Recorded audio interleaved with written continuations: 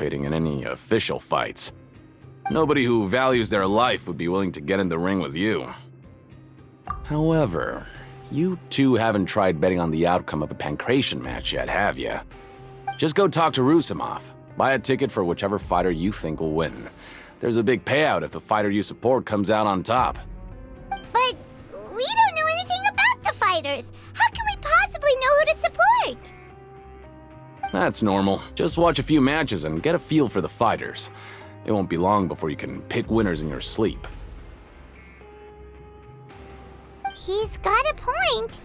Why don't we give it a try? If we have enough coupons, we could probably bet at random until we figure everything out. Bet at random, huh? Well, how should I put it? It's not like you can't do that, but I'd advise you to give it some more thought first. Huh? We shouldn't get too carried away. What's the problem? What? Never even picked a boxer before, and you already know about the rules? You're not just strong fighters. Seems you're pretty perceptive, too. Might as well tell you about it, since you already know that much. Plus, I think you've got the potential to be one of my greatest customers. I think I can let you in a bid. Besides, I don't want to risk ever losing a customer like you. Is it that serious? Okay. The hidden rule here is, if you buy both boxers' tickets and support them both, something bad will happen the next morning. So the rule is that we shouldn't pick both boxers in the same fight. But if anyone actually did that, wouldn't they be guaranteed to lose coupons? Who would do that anyway? And what do you mean by something bad will happen? How would I know? Not like I'm stupid enough to do that. But I've heard a story about the rule. According to the rumor, there was a masked boxer who possessed incredible skill and power. None of his opponents even stood a chance against him. However, in the final match, the organizers told him to take off his mask. He refused and never showed up to the fight. And after that, he was never seen again. Some say he died, or that he was taken care of by the event's organizers. But everyone remembers that he was someone who cherished honor above all else. In his eyes, supporting both boxers in a match would dishonor the competition itself. So you mean it's like a curse? He'll take vengeance on anyone who does that? No, he was always wearing a mask, like he was intentionally trying to hide his identity. I don't even know anything about his past.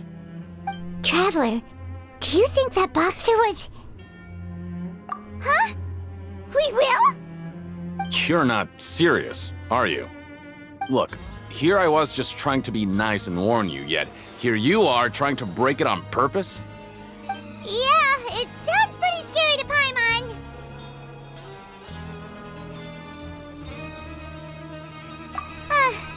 Seems you've made up your mind. Just be sure to protect Paimon, okay? Betting on both fighters will set you back about 3,000 credit coupons. If you have enough, then go ahead and give it a try. Just don't come running back to me if something happens.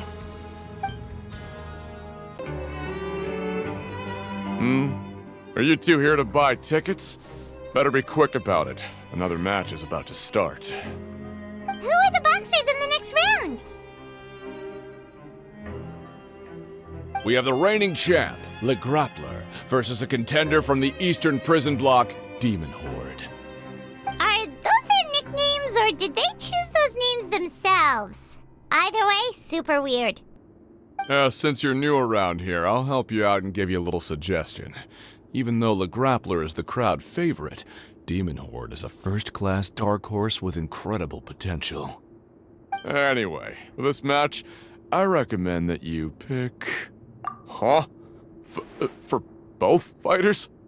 I could tell you're new to this, but I didn't think you were completely clueless. Maybe you don't quite understand the rules, no? Let me try to explain again for you more clearly. You see... Oh, no need. we're aware that we're going to lose coupons. All right then, if you're absolutely sure. Remember, no refunds once you buy the tickets. Yeah, we got it! Just shut up and take our coupons!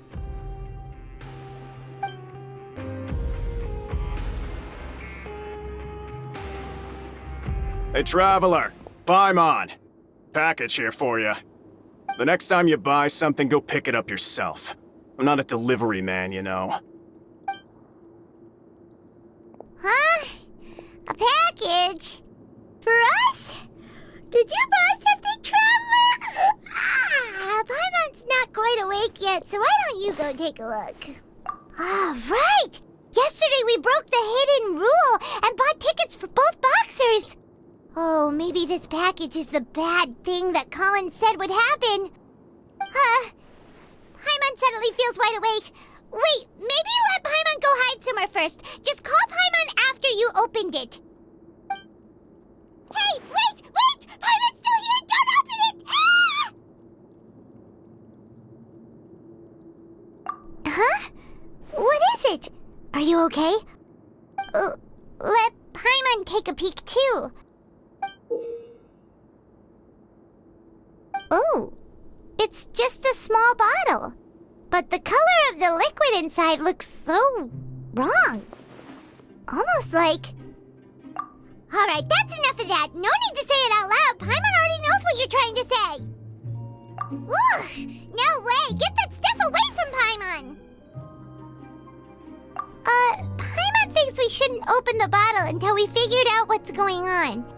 Just trust Paimon on this one, okay?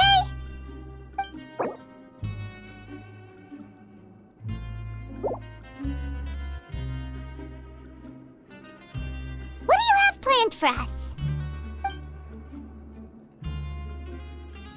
Though it feels nice to slack off a little, less work means less coupons. Let's make the most of our morning.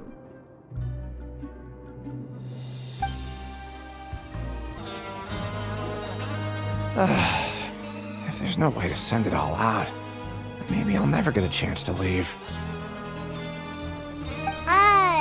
Who are you? We've never seen you before, and you don't look like a fellow convict. I'm not! Of course I'm not. Please, don't mistake me for a criminal. I'm a good, law-abiding citizen.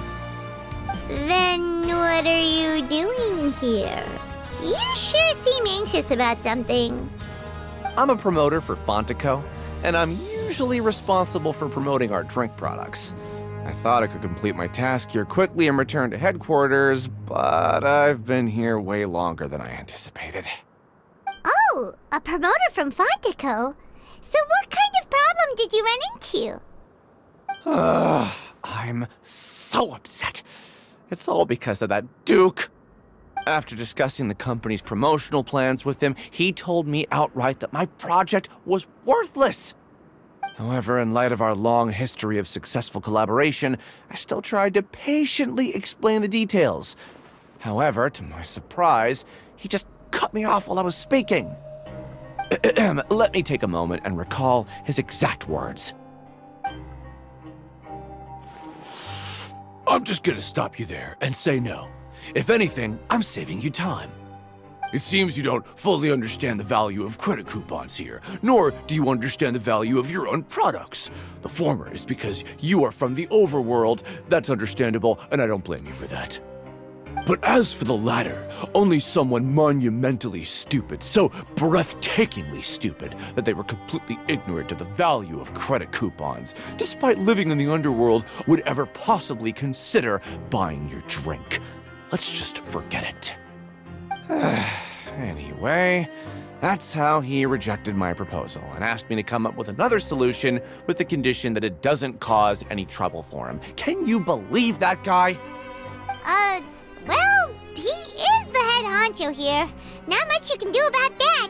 We met him too and could tell that he's the kind of guy that's hard to pin down. Fine. I know I should just let it go. I'm on his turf after all. His house, his rules.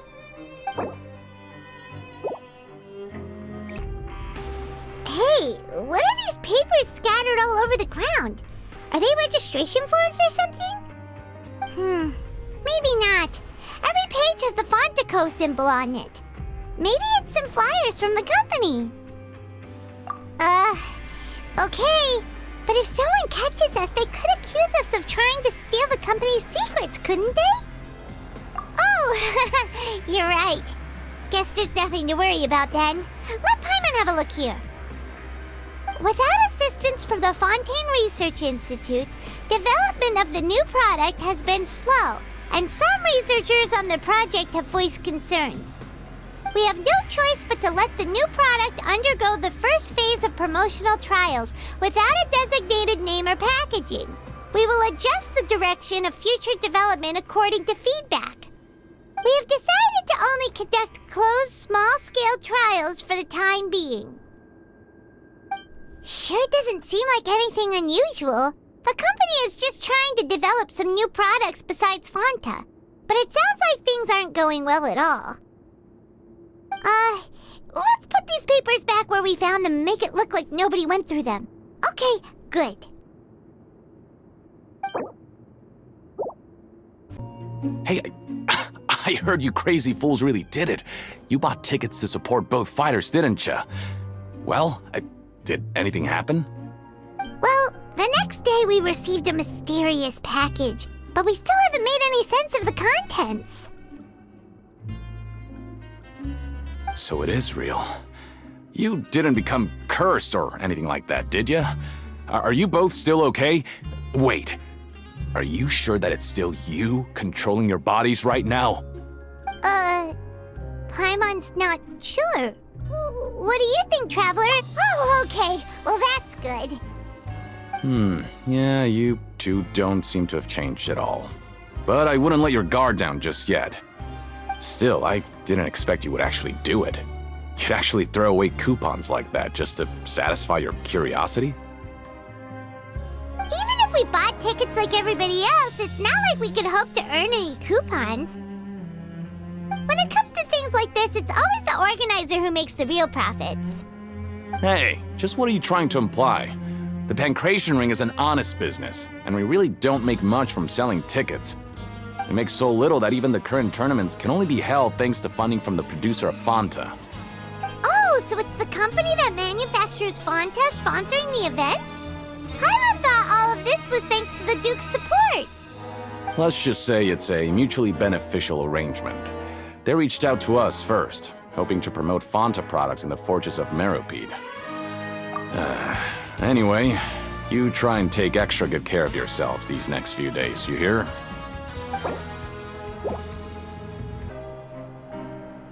Huh. We ended up here without even thinking about it. Wanna grab something to eat? Alright, but remember that we bought this time with coupons, so let's make better use of it next time. Whoa! Isn't this the super lucky meal? Looks like hard work really does get rewarded. Paimon's gonna take her time and savor every bite. What would you like to do this afternoon?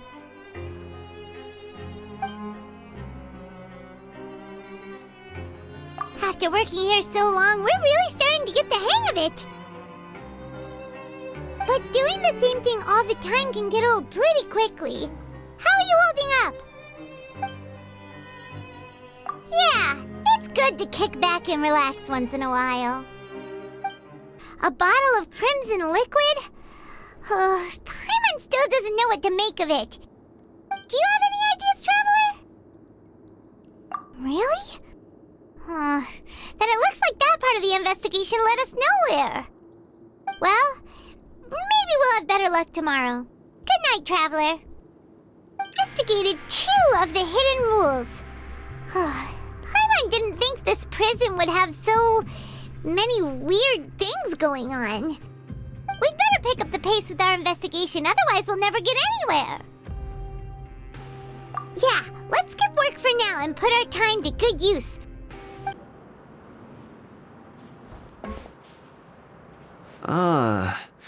Seeing you at this time must mean you've already saved up a lot of credit coupons. Or at least enough to skip work. Seems you're getting into the swing of things around here. Impressive. Very impressive. So, now can you tell us about the hidden rules you know?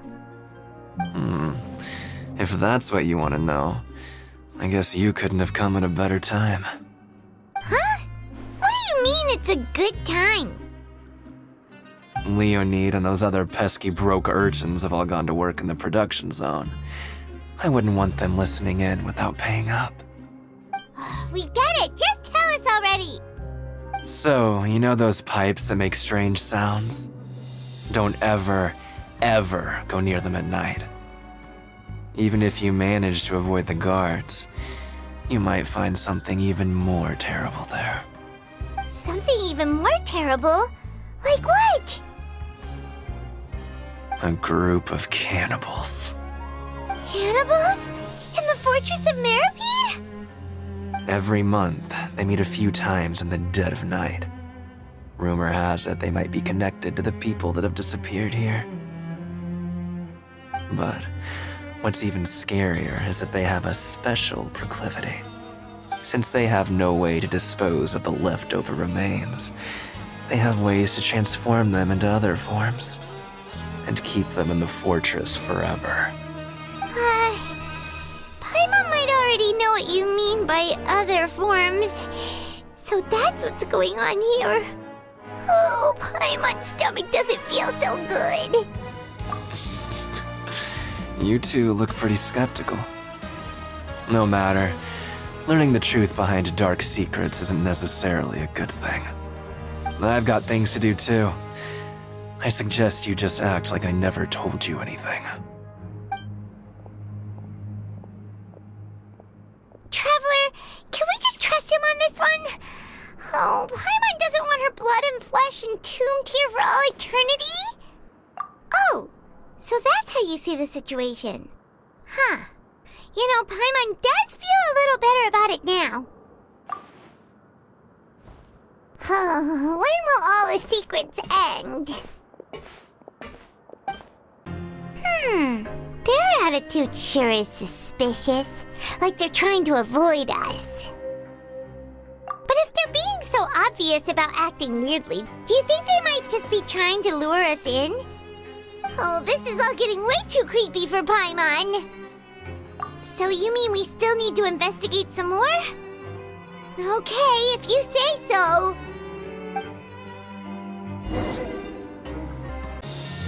Hello, Fielding. What do you want? Criminals like you ought to be working right now. Catch my drift. We just want to ask you a simple question. Have you ever discovered anything odd during your nighttime patrols? Why are you asking about something like that? Whatever happens at night isn't your concern. All you need to worry about is getting enough sleep. Well... Right! We've heard it happens a few times every month. Paimon has sensitive ears, so it makes it hard to sleep. Really? I see. But it's not like I'm on duty every night. And now that you mention it, I recall my colleagues talking about something like that before. They say that strange things tend to happen at night on pipe cleaning days. Lots of us don't willingly take those shifts. So, what happens at night on pipe cleaning days? They just conduct regular cleaning of the fortress's drainage facilities. There are 3 pipe cleaning days per month, and it just so happens that today is one of the scheduled days. You can try to confirm the sounds tonight if you want, and if they're real, then I can report the issue to my superiors for you. Oh, okay. Then we'll keep both ears out tonight. If that's all, then I'll be leaving now. I advise you not to try anything funny, though. Even if I'm not on duty tonight, someone will still be watching you. Don't worry, we don't want any time added to our sentences. Oh, he left. So what do you think about the pipe cleaning days he mentioned? Right, both are a possibility. But Fielding did say that tonight is a cleaning night. Paimon knew you would say that. Alright, sounds like we'll be up all night tonight then. Paimon just hopes the guards don't catch us. Whatever. Just be sure to wake Paimon if she dozes off. Paimon's worried something might happen if you go alone. Huh? Traveler? Did you fall asleep already?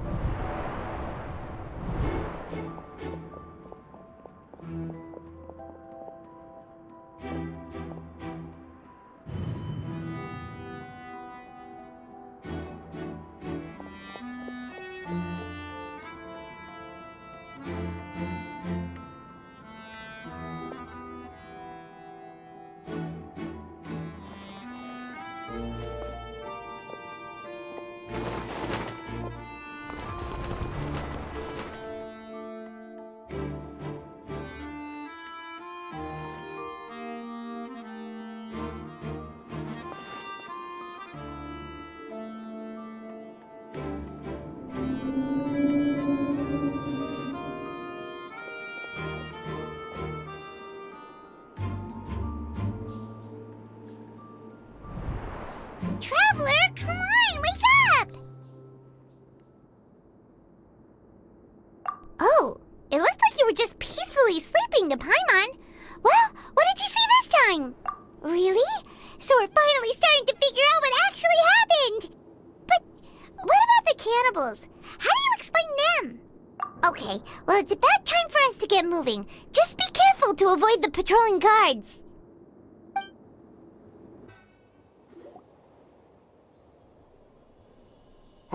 I know you. You were the ones we saw. Huh. You've got guts showing up here. You know who we are, right? You'd better leave now. Ain't nobody coming here to save you. What'd you say? Yeah, so what if they were? If you push us, we can make those rumors a reality at any time. Hey, what's the point of all those rumors anyway? What exactly are you trying to do? I don't have to tell you anything. If you turn around, go back to the dormitories and act like you never saw anything, then I'll pretend that you never showed up here. Yeah, scram. Nothing worth seeing here. Huh? What did you say? Isn't that exactly what Boss said when he left? Hey, do you know our boss? Whoa. We had no idea our boss was such a big deal. He always kept his identity a secret. So, did he have you come here to find us? Oh, so you're Childe's crew here? Seems like he had no problem fitting in. We're the only ones who heard him say those words when he left that night. So unless he somehow told you those exact same words after that... All right. I guess that's proof enough for me. I believe you. Wow, those dreams of yours sure come in handy. We gave him the business for a while and would always give him a hard time when he first came to the fortress of Maripede. But here in the fortress, the strong will always earn respect. He was working the longest hours and racking up wins in the Pancration Ring. You could always see how amazing he was, even when he was teaching us a lesson. So eventually, we all decided to follow him. But one day, he suddenly told us that he had to find a way to escape this place, no matter the cost. He said it was because he heard that call again. And as his crew, if the boss wants something, then it's our job to get it done. So, we got to work, and used the hidden rules that were here to make up and spread the rumor about the cannibal rule. We just wanted to give him a better chance of escaping on a night after the pipes had been cleaned. Oh, thanks to your rumor, nobody would want to come anywhere near here, prisoner or guard. Wow, it sure is easy to exploit people's fear of the unknown. But hasn't Childe already escaped? Why are you all still coming here after pipe cleaning day? Because as far as we know, the pipe he went into isn't actually an exit. It should be a dead end. It leads to an abandoned factory area, and even if there were a way to escape from there into the sea, we're still way too deep. No one could ever reach the surface alive. But Boss still insisted on going in. It's like he was obsessed about it. So we told him that we'd pretend as if he never existed while he was gone. And that if he wanted to come back, he should wait for nighttime on a pipe cleaning day. That way, we could meet him here and help cover the whole thing up. So you come and wait here through the night a few times a month just because of that promise? Yeah, but it's been so long now. We already know in our hearts that he must have managed to escape somehow. Is it also possible that something unfortunate happened to him? Nothing could ever defeat Boss or slow him down. It's one thing we know for sure. Okay. Paimon was just brainstorming possibilities. All right. Keep quiet and follow us.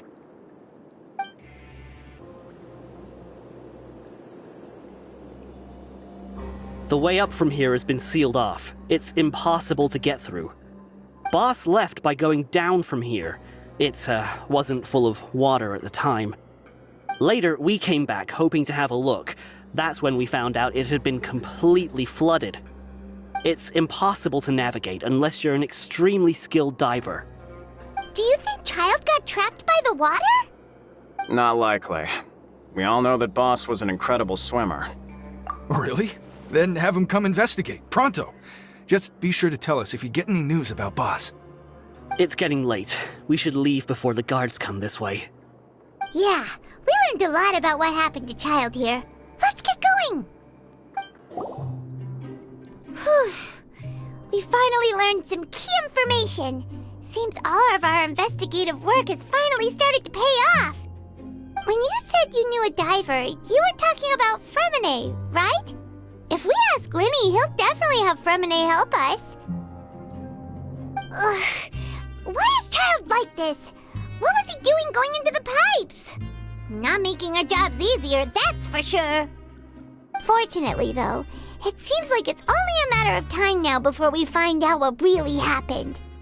Now that we can finally relax, I'm starting to feel super sleepy.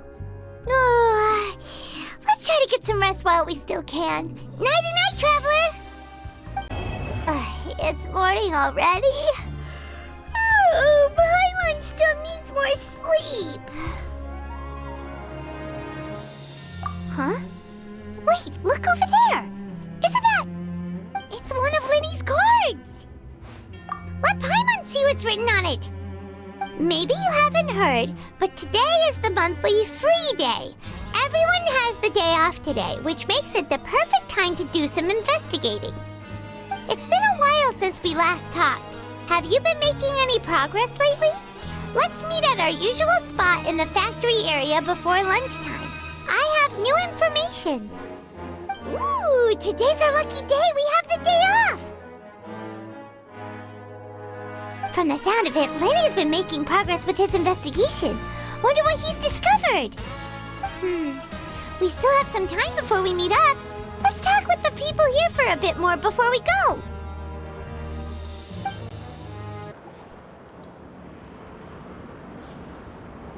Look, there are some people talking over there. Let's listen in on the conversation.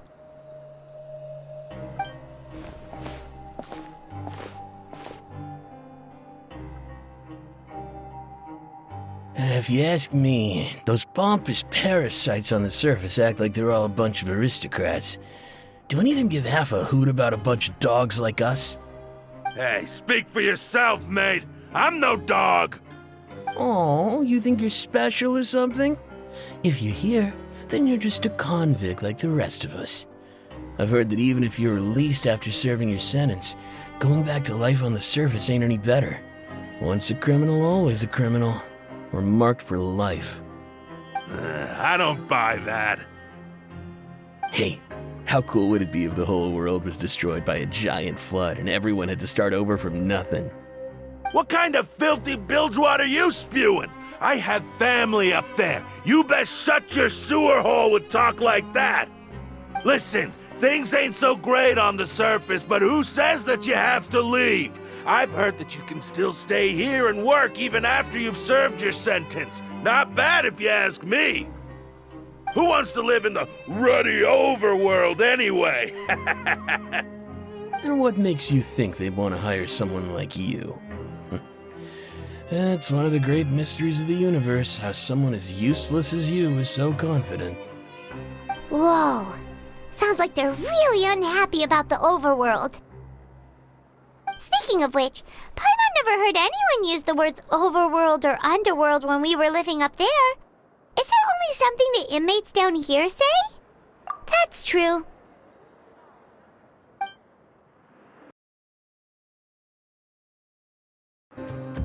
Hey, you over there. Yeah, you. Say, do you like playing card games? You know, like Genius Invocation TCG? You TCG players are like mint in the wild, literally sprouting up everywhere. Hey, come on now. What's wrong with finding fellow Invocation aficionados? Anyway, care to join me for a game? All right. No pressure. But why would you be looking for people to play Genius Invocation in a place like this? Don't people usually come here to fight? Whether you're throwing down cards or throwing punches, it's all a competition, isn't it? It's all the same in my eyes. There are lots of card players here in the fortress. When I saw you, I immediately thought, hey, even outsiders from other nations play cards. So I came over to say hi. Sure. Great! Since you've been here longer than us, you need to flex your seniority a little bit, right? Maybe you could start by telling us newcomers some stories about this place. I thought you would have already heard everything by now. All right, then. Did you have anything specific in mind? Or do you want me to just pick a topic? Why don't you pick? We'll let you know if we've heard it already. All right. Have you heard any strange rumors since you've arrived? Then, did you know that there are some people who are always gossiping over in the corner? There are two guys who are always skulking around in the corners of corridors gossiping. The bigger guy is Quisto, and the skinny one is Lavaroon. People call them the Bombshell Bros. I never really found their gossip very mind-blowing. It's pretty much just the same stuff that I hear about when I'm at work every day. If you're interested, you can go talk with them. They tend to talk a lot of nonsense, but they aren't exactly bad. Good to know. Do you have anything else to tell us? Let me think. Sounds like you want to hear something a little more tantalizing. Oh, did you know that the Duke was also a convict in the fortress of Meripede before? Huh? Wait, are you serious? That's right. The Duke was an inmate just like you and me. Seems he was exiled here for committing some crime. Who knows how he ended up rising up to become the warden, though. To go from an ordinary inmate to becoming the manager of the whole place? I'm not gonna lie, I kinda respect that. A forbidden zone? Sounds like something that someone just made up. I've never heard of that. Where did you hear about it? It's just a rumor we've been hearing, but no worries if you've never heard of it. Do you have anything else you can tell us? Anything else? Not that I can think of, but I'll be sure to tell you anything interesting I hear next time. You'll have to play a game of Genius Invocation with me first, though.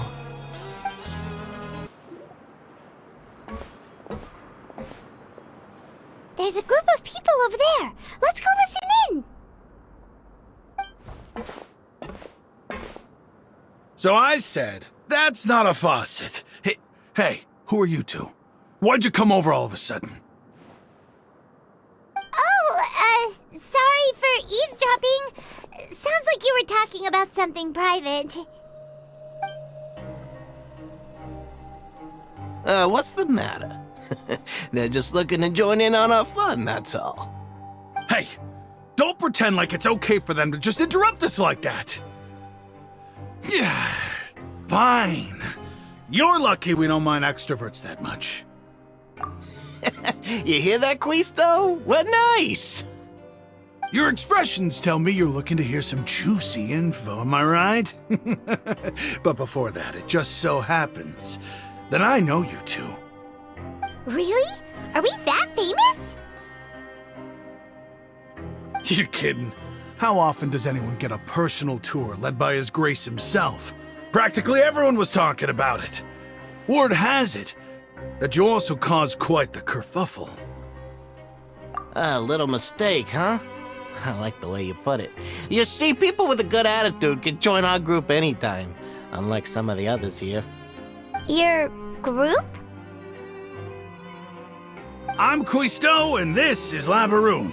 People usually call us the Bombshell Bros, but don't worry, we're not playing with bombs or anything. It's just that our information is always so explosive, and we blow minds on the regular. So, you two really like to gossip? Whew, you sure know how to embellish. No, you don't get it. Knowing intelligence will make things better for you here. For example, knowing who's working with whom, who has the latest rumors, who's not getting along. Wouldn't you like to know all that? Whoa, all this info's worth something, you know? You should prove you're worthy of it. I don't mind him. Quisto's always this way. Just play nice and say something to massage his ego. The welfare meals. Talk about the welfare meals. Right. That meal we had yesterday was super delicious. Paimon can still taste it whenever she closes her eyes. Is that so? To tell you the truth, I've been helping out with making those welfare meals. I've been working as a kitchen assistant for about a month and a half now.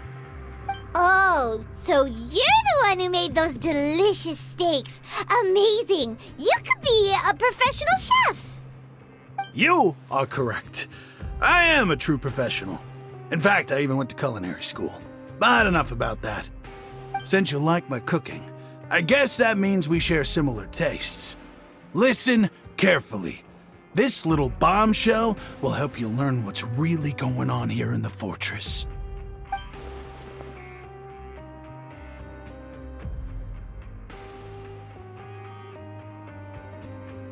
Listen, kids. The power structure within the fortress is quite complicated. The overworlders couldn't care less about us down here. We're basically dogs to them. You've already met the one person here you should never cross, the Duke, Risley. He knows more than you think. And if he doesn't care about something, then he often doesn't bother dealing with it. Those who have the Duke's attention get all kinds of special perks, even better treatment in the infirmary. I know who you mean. It's that Jurier character, right? I don't think there's anything useful about him at all. Why does he visit the infirmary practically every day? Is it normal for anyone to be going in and out of there so often? If you ask me, he's just faking it to get out of work. But did you know that Jurier was a talented researcher from the Fontaine Research Institute before he came here? There's no denying that. I don't care if he was a researcher that could turn dirt into Mora. Once you're in the fortress of Meripede, you're just another inmate like everybody else.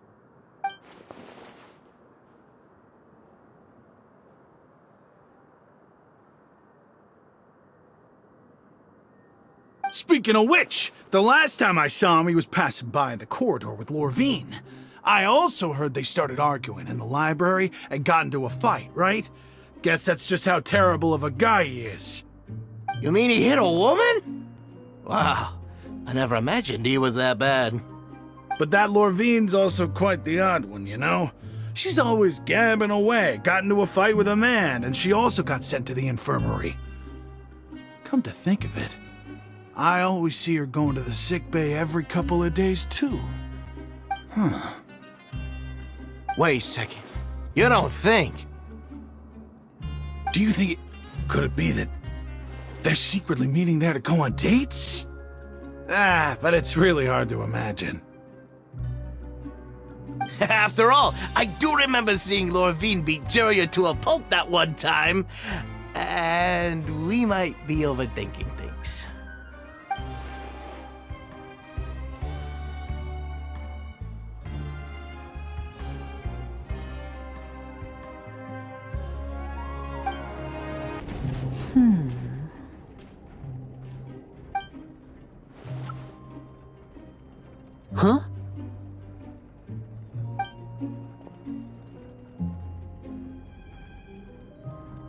look in your eyes. You found something? Hey, this is no time to be modest. Just tell him we found a boatload of information. Oh, as expected of the legendary duo, you have my full and undivided attention. Huh. I'd have never guessed that myself. The rumors swirling about this place are unreliable after all, and Master Childe probably went missing because he found a way out. He is a harbinger after all. I suppose he's much more resourceful than I initially gave him credit for. Unfortunately, this isn't enough for our final report to Father. We need to find out Master Childe's exact whereabouts. Father told me that even though Master Childe said he was just coming to Fontaine for a vacation, he actually had some personal reasons. His agenda might be linked to his disappearance. His escape route is already flooded, so we'll have to task someone with professional diving skills to chase after him. Well, when you put it that way, it's obvious that only Fremine would be up to the task. Bingo! Is he around? He's working today. Coming here as a group would have attracted too much attention. I'll talk to him about it later. No need to thank me. This was always a part of our mission after all. Honestly, I'm far more impressed by you guys managing to collect all this information right under Risley's watchful eyes. Collecting information has always been our strong point. Now, let me think. To find out more information, Fremine will have to retrace Master Childe's original route. And if he's to do that, he'll have to set out on the next pipe cleaning day at the earliest. That's 6 days from now. And after that, he'll probably take another 2 or 3 days to return. You can even estimate how long it'll take for him to get back? We've been working together for a long time. We know each other's capabilities like the backs of our hands. Traveler, what say you to meeting here 9 days from now? We'll be able to pick up Fremine while we're at it, too. Oh, and there's just one last thing we'd like your help with. Though we can just sit back and wait for Fremine's report on Master Childe's whereabouts, we still need to make more progress on the investigation of the Forbidden Zone. Fremine's no master of disguise. Lynette's still working on getting intel from the other areas, and I'll need to spend some time helping Fremine prepare for his diving mission. So, you are the only ones we can count on. What do you want us to do? Will it be hard? Well, I won't call it easy per se, but I think you'll be able to pull it off. Listen carefully. You'll need to find an excuse to get into the infirmary and investigate the room and environs. You've mentioned several sketchy-looking people always meeting at the infirmary earlier, so it probably has something to do with the secret we're hoping to uncover. You've already met the head nurse, so she'll be less suspicious of you. Investigate the internal structure of the infirmary and any active dealings within, and pass those on to me alongside anything else you're able to discover. But also, there's no need to take risks. Don't forget, safety always comes first. My apologies. I just started rambling out of habit. It was almost as if I was talking to my younger sister. But that's not a bad thing, right?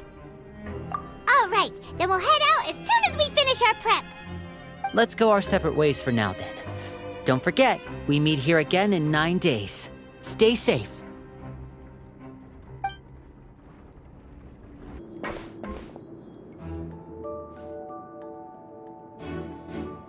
Hey, stay here for now. Paimon will take a peek.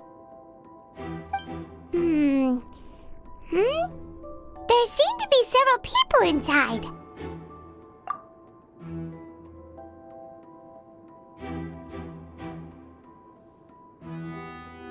Right. I feel like it's not impossible.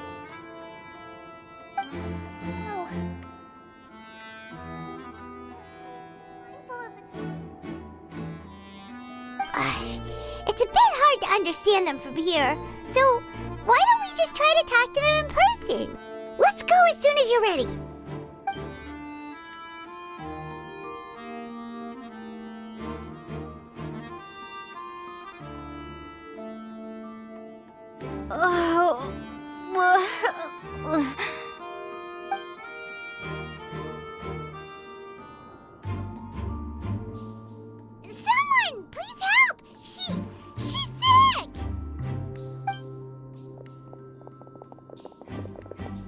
Whoa, are you okay? Oh my! What's wrong, little one?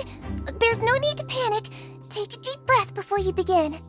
The traveler started complaining of a stomachache, and then nausea, and then collapsed onto the ground. Paimon doesn't know what to do! Freezing limbs, twitching fingers, and pale complexion? Could it be poison? Let me take a look.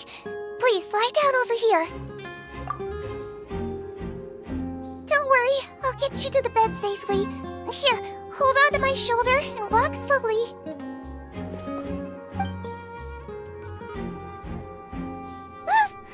You can do it, traveler! Don't apologize. You're sick after all. Now, please relax. I'm just going to do a preliminary checkup on you.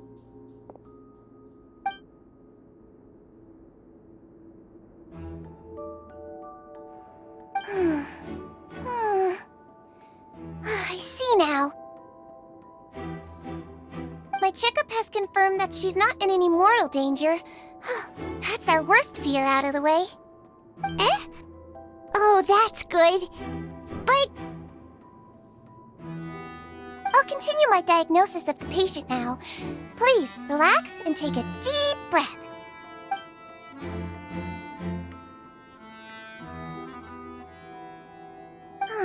Don't sense serious damage to your organs either. Does it hurt when I press here? And here? Huh? But based on my initial checkup, there shouldn't be a problem here. Oh, how strange.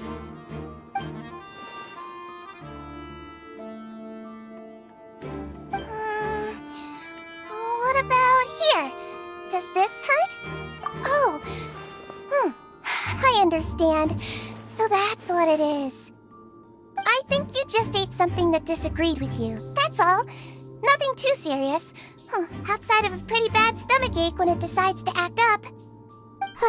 So that's what it is. Thank goodness it's not anything more serious. And there have been other inmates complaining about the food recently. I'll inform our head chef, Mr. Woolsey, of this problem as soon as possible.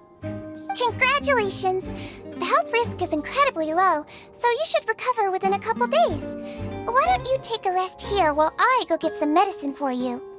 Miss Levine, I'll have to trouble you to help me look after this new patient while I'm gone.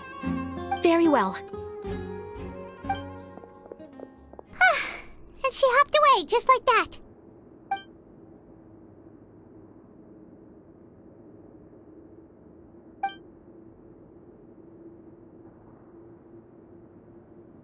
Hello. So how are you feeling now?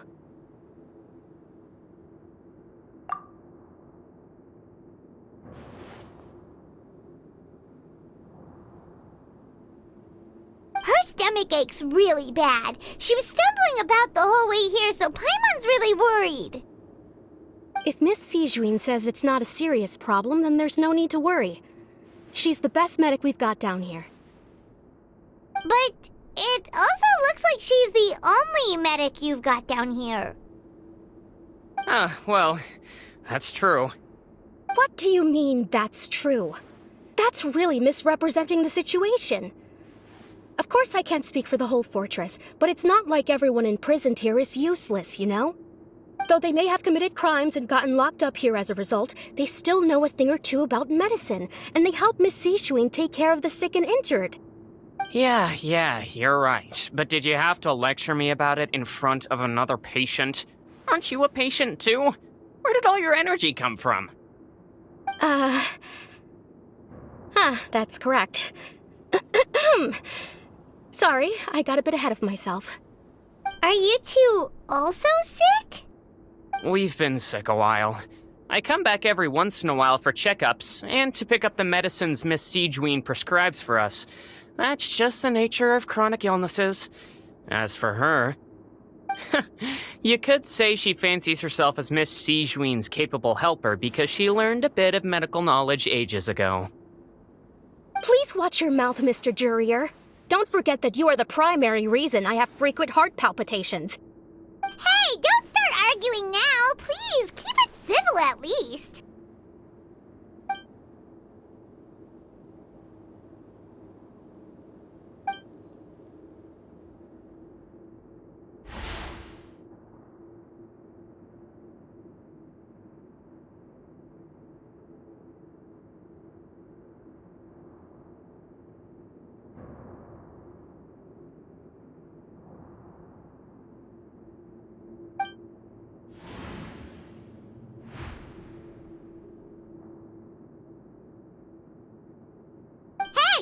Hey! There's no need to fight!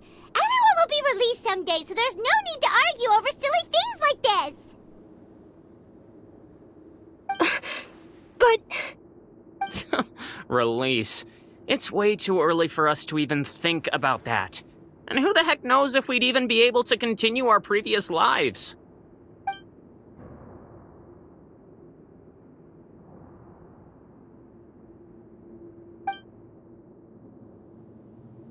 Please allow me to end this boring and useless conversation. Oh, and Mr. Jurier, I don't want to see your face here again anytime soon. And same to you, Miss Lorvine. Anyway, that was more than enough rest for me, so I'm going to get out of this excessively noisy place. See you later, everyone. He just slowly walked off like that? That's just what he's like. I'm sorry you had to see all of that. I'm Lorvine, and that's... Well, his name is Jurier, but I hope you'll never have cause to remember his name. You really can't stand him, huh? I mean, can you blame me? Who would like someone who's as arrogant and obsessed with weird research topics as he is? But there's no need to keep dwelling on him. I'll accompany you two for a while. Miss Seashween should be back soon, and I'm sure you'll feel better as soon as you've had some of her medicine.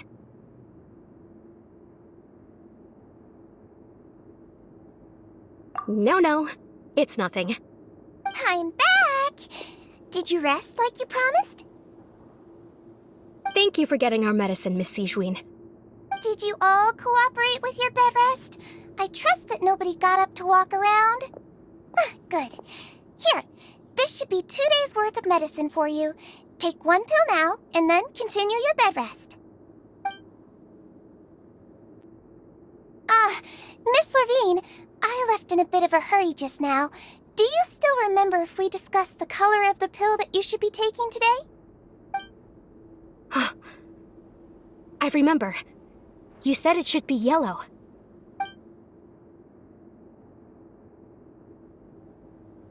Yellow, huh? I understand. These are yours. Please, make sure to go to bed early after taking them tonight. You'll benefit from a good night's sleep. All right, then I'll also be on my way now. I hope you feel better soon, too. See ya! I'm going to fill out your medical record now. You're widely known as the Traveler, right? I just want to double-check a few details, if that's all right with you. Those two made quite the commotion just now, so why don't we let the Traveler rest? Paimon can answer the questions instead.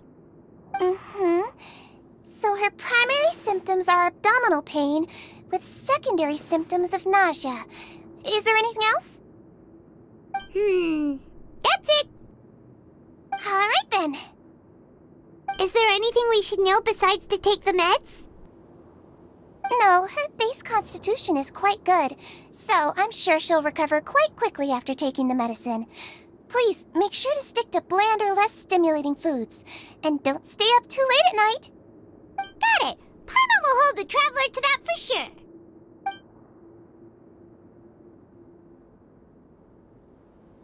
Oh, you're going to take a nap already? Okay then, you get some rest. We've been to lots of places together. She may look a bit under the weather now, but she's actually super strong. Oh, so you're the best of companions.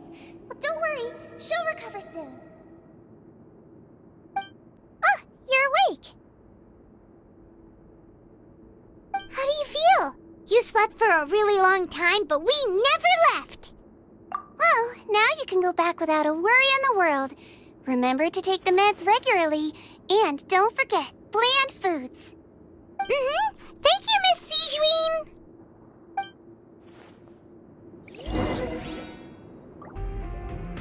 You really are something. To be able to fall asleep like that and even sleep talk the entire time, you scared Paimon half to death! No, but you kept mumbling things along the lines of, Pyron, don't take my grilled fish, and put down the Adeptus Temptation now! talked with Sigewin the entire time you were asleep. She seems like she's just a sincere nurse, and Paimon didn't notice anything unusual in the room. Are you sure we're not going off track with the infirmary?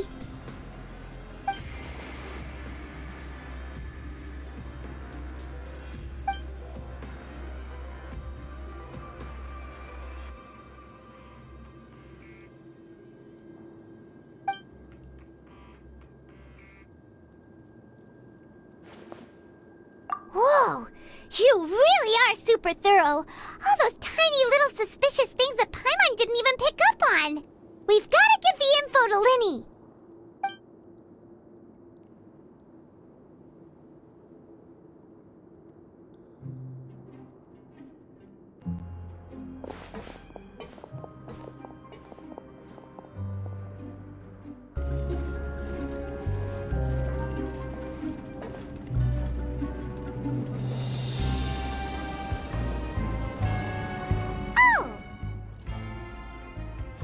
Hmm?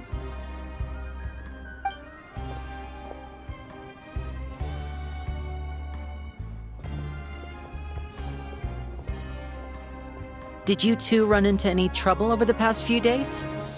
No, we just worked our shifts according to the schedule. Nothing weird happened. That's good. That means you didn't raise any suspicions when you infiltrated the infirmary. We've taken a look at the slip you've sent. Fremine successfully left the grounds via the pipes 2 days ago, and as of last night, Lynette has also infiltrated the infirmary after faking an illness. Wait, why is she getting involved as well? You already went above and beyond when you scoped out the infirmary. To put it more bluntly, even if we were to view that as something you did in exchange for Fremine's help, you've already done more than enough. Infiltrating a guarded stronghold is a different kind of job from a one-off investigation. We want to avoid using the same faces over and over and reduce the amount of suspicion that will fall on any given person. Lynette also felt like you have already taken the first step for us, so she should be the one to finish the job. So that's what Lynette thinks. Oh, Paimon hopes everything's going well for her. Then, let's go check on Lynette before Fremine returns. If everything went well, then she should be wrapping up her investigation right about now. Is now really a good time to go over? According to my observations, Sigewin always spends around half an hour away from the infirmary right before lunch. Lynette knows this as well, so this should be a good time to meet up with her. Also, I'm her brother, remember? It's only natural for an older brother to care about his younger sister's well-being. Okay, then let's head over right away! Lynette should be here right now. Huh. Strange. As expected, Sigewin isn't here, but why isn't Lynette here? No, Lynette rarely deviates from the plan. We agreed that if she were to make changes on the fly, she'd find a way to let me know. Unless... Let's see if there are any clues around here. We can look while we wait for her. Who knows? Maybe she'll be back soon. Okay.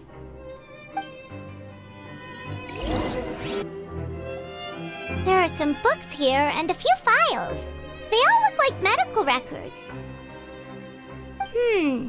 Advanced nursing, how to raise the spirit of your patients, a quick guide to the psychology of emotions, and the meaning of laughter.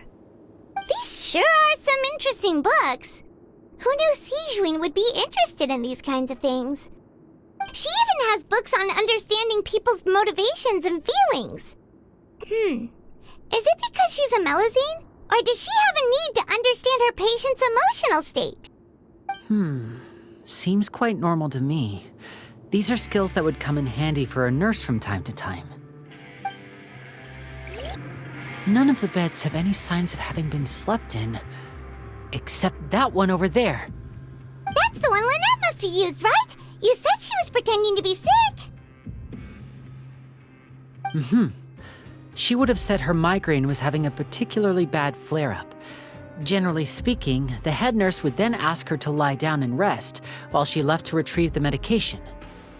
Which means either the head nurse didn't return the entire time from when Lynette laid down up until she left the bed, or the nurse intentionally left it this way.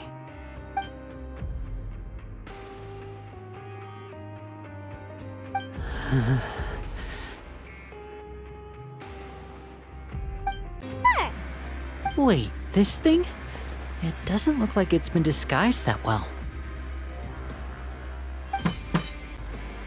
The space behind it is empty. From its size, I don't think it's an entrance that is meant to be taken apart. There's probably a mechanism around here somewhere. Could Lynette have tried to get inside? But if that's the case, she would have contacted me for sure.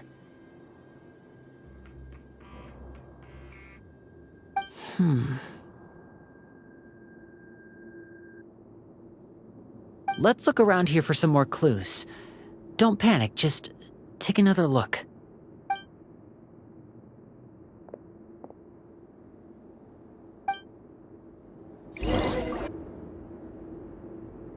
Hey, you guys, there's a slip of paper over here! A slip of paper? It's right over here, and there's a bunch written on it too. It reads, "Out of respect for your usual practices, I'll use a piece of paper or card as the medium to pass on my message. You may consider this as me giving you my best regards." This is... Is that all? The back. This is... Show me! Now!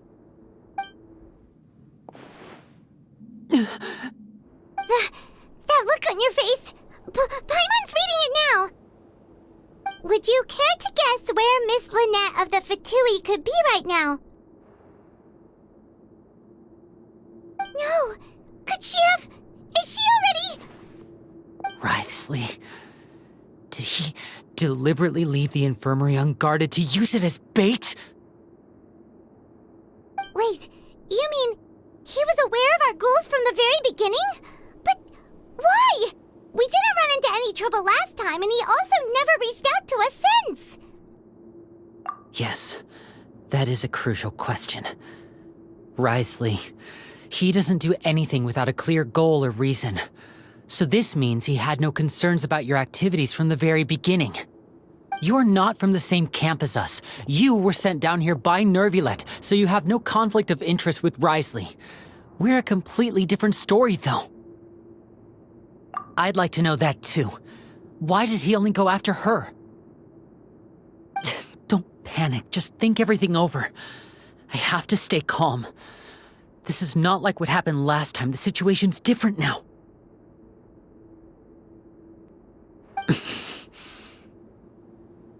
Wait, you're right. Wait, but that means... The fact that Fremine was able to leave the grounds, could Wriothesley have let him go as well? But what does he gain by letting Fremine leave like that?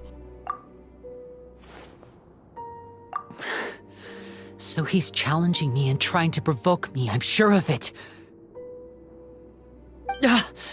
We never should have sent out Fremine. We had to go through all that trouble to find an opening to sneak him around the guards and into the pipe, and we even thought luck was on our side. If Wriothesley let him leave on purpose, then he's probably in a terrible spot now as well. Lenny's getting more and more panicked. We have to calm him down. Don't be like this, Lenny. Fremine wouldn't have left if we hadn't told you about Childe. That was our fault. No, I'm the leader of this operation, and I'm the one responsible for this team. I was the one who failed to protect them. I'll go talk to Wriothesley. Hey, don't be reckless! Traveler, please talk some sense into him. I simply cannot allow Lynette to be abducted again. I have to go. I'll find a way to get them back.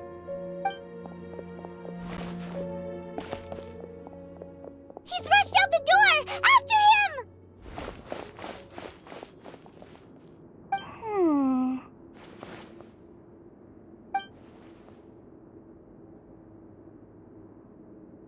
Right.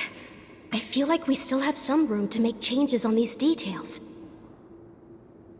It's not impossible, but it'll require extensive testing. Is that so? Very well.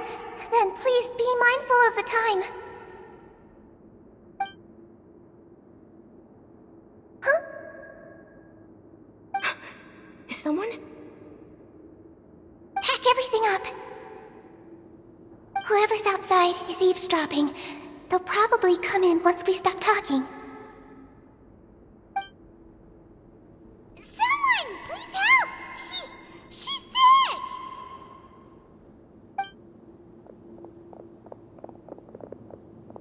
Whoa, are you okay? These two. As expected, they've already found this place. Oh, they are quite sharp. What a delightful turn of events. I like smart people, but I also like playing dumb. I like the feeling of being trusted. Oh my! What's wrong, little one? There's no need to panic. Take a deep breath before you begin. Being able to read human expressions is quite the useful skill.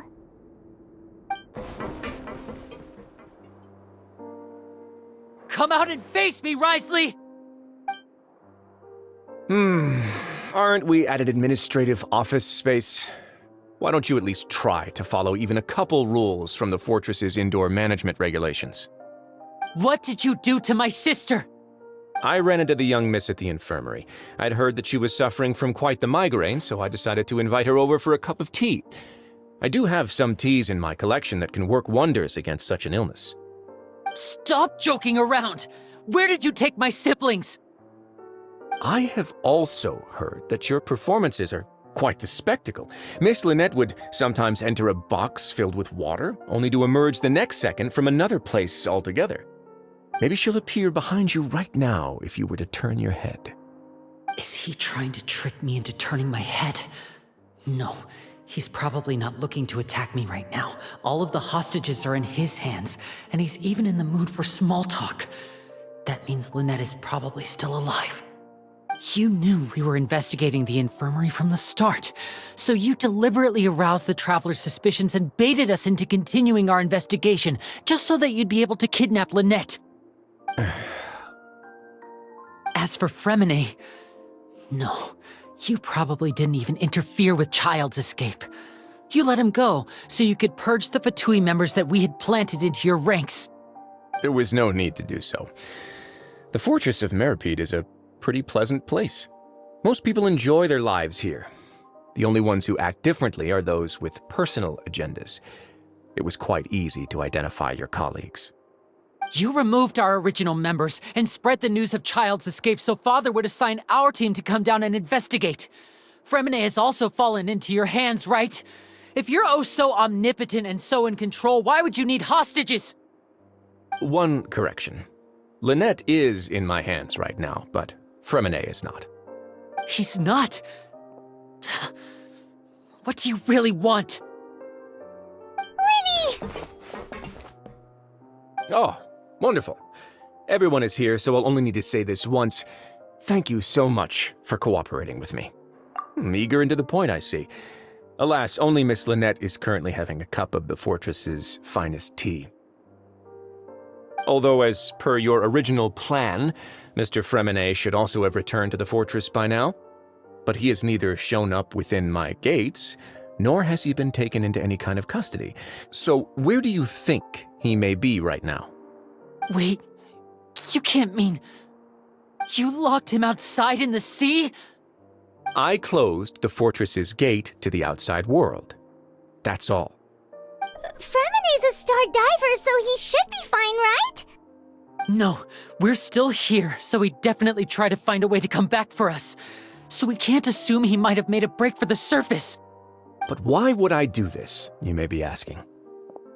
To have an audience with you, of course. My intel tells me that Mr. Linney is a great magician, so it's only natural for me to want to have some cards of my own when it comes to negotiating. Besides, I do recall you mentioning to Miss Lynette that you've always wanted to have a face-to-face meeting with the Lord of the Fortress of Meripede, regardless of whether it was in a personal or a professional capacity. Well, you got your wish. So, you've been keeping tabs on us before we even set foot in the fortress. Some of my folks just happened to hear a thing or two, that's all. In any case, I will be straight with you. I was willing to play dumb and turn a blind eye, so we had a pleasant few days playing games together here.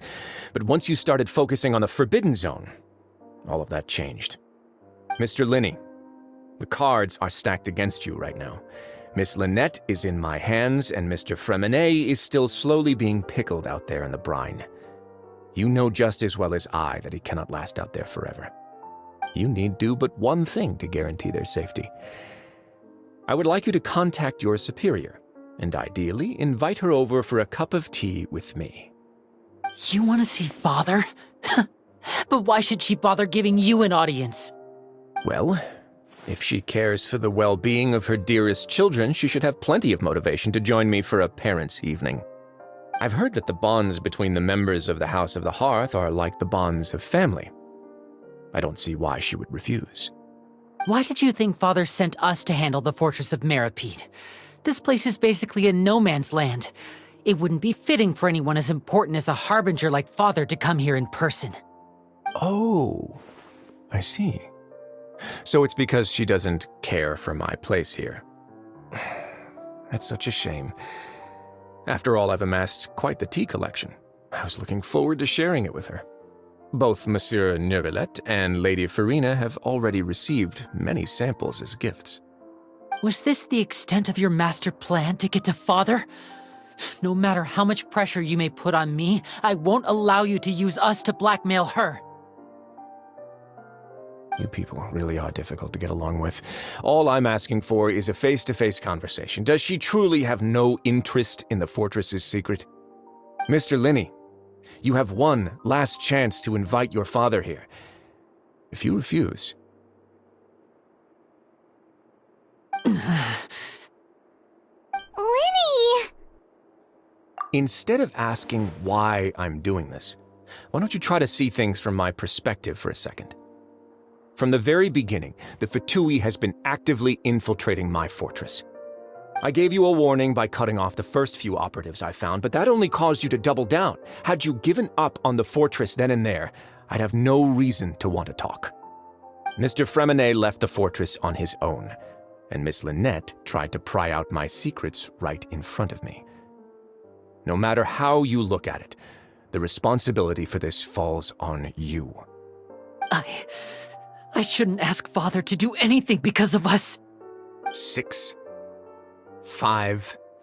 Wait, 2, 1. Time's up. It really is a shame, Mr. Linney. Risley! Negotiations have broken down. Please leave, ladies and gentlemen. It's time for my afternoon tea. Yeah, listen to the Traveler. If you can't talk to Linny, can you at least talk to us? You do realize that I'm only letting you go because of Neuvillette, yes? You're here helping him out, and I've already done my best to stay out of your way. But that doesn't mean you can just do whatever you want. The fortress may be small and remote, but it still has its own set of laws. Then how about this? Those who are capable deserve respect. You've spent quite some time investigating my home turf by now, so why don't you tell me a thing or two about what you found, I'll ask you 3 questions. Answer all of them correctly, and I'll agree to your request. Question 1. Regarding the hidden rules of the production zone, what is the truth behind the one about not being allowed to work for 3 days in a row?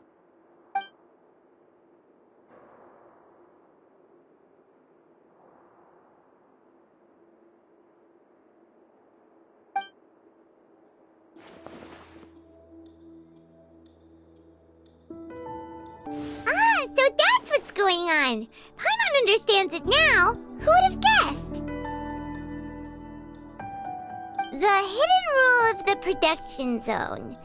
People are not supposed to work 3 days in a row, and if they do, they'll get strange meat in their welfare meal.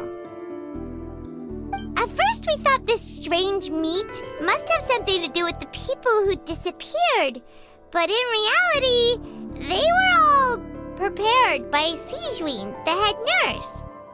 She often visits the production zone to observe the workers' health and makes a note of anyone who has worn themselves out after 3 full days of work. Out of her sense of duty as the head nurse, as well as her genuine concern for the workers' health, Sigewinne visits the cafeteria right before lunch and cooks an extra dish for those who can use the stamina boost. Sigewinne has only the best intentions with her surprise gift and doesn't want anyone to find out about what she does. However, unfortunately, Melusines as a race perceive the world differently from humans, and their sense of aesthetics is even more alien to us. The recipients of her lovingly prepared special meals cannot taste the care within and usually just freak out. Are we on the right track? Not bad. You've uncovered Sigewinne's secret and even guessed her intentions correctly as well. It's nice to know that her efforts have not gone unacknowledged. All right, now for my next question.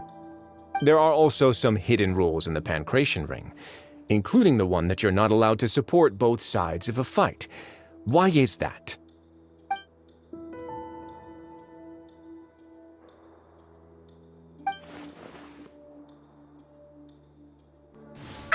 Paimon gets this rule too now, so there really was nothing to be afraid of. That hidden rule of the Pancration Ring is about how, people are not supposed to bet on both boxers at the same time. And if they do, they'll receive a package containing a strange, blood-colored liquid. People get scared when they see it because they've subconsciously begun to associate it with the missing boxer.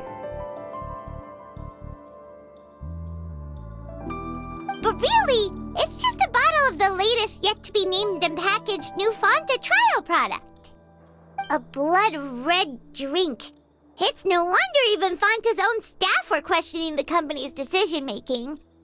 The company, facing backlash from its own staff, decided to try to trial the product on a smaller scale to see how it might be received by customers.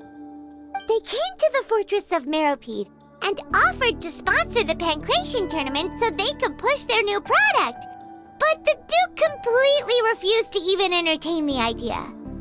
The Duke, knowing how valuable coupons are in the fortress, knew that only total idiots who didn't understand their true value would bother buying a Fanta product here. And so, only those who proved their stupidity by being dumb enough to bet on 2 opposing sides of the same match were selected to receive the drinks. I acknowledge the effort you've put into bringing the truth of this mystery to light.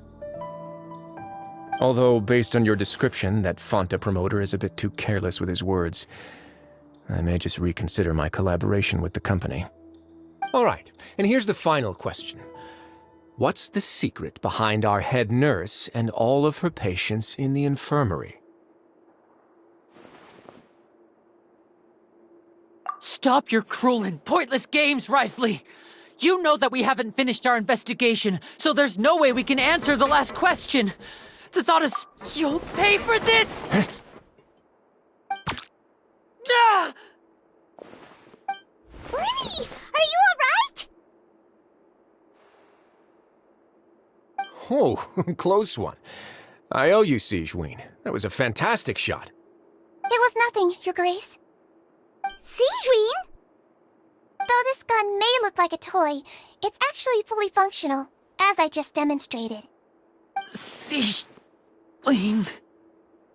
Not at all. I am merely a resident of the fortress, and thus protecting it is my duty. When Monsieur Nervillette asked me to come here, he told me that my job would be to take care of the well-being of everyone here. I am merely discharging my duties. But if you mean what you just said, then isn't Lenny someone you should be looking after as well? Isn't he a resident here just like the rest of us? But I really am just doing what what Monsieur Nervillette told me to do. Everything I did, I've done to protect them. Had I not, they would be in far more dire straits right now. His Grace knows it too, right? Your Grace? Mind proving my innocence to them? My dear Sigewinne, whatever shall I do with you? Would it have killed you to just wait another minute or two? Well, it's nearly time after all. The way you do things can be truly frustrating sometimes, Your Grace. I figured I should try to talk some sense into you. What are you talking about? What time? Take me if you want, but let them go. How touching. Can you just give me one more minute? Don't be like that, Your Grace. All right, everyone, calm down. 2 more visitors will be arriving any time now. I'll go get a cup of tea. Miss Sigewinne, I leave Miss Lynette in your care. You... What are you doing? I believe I hear footsteps.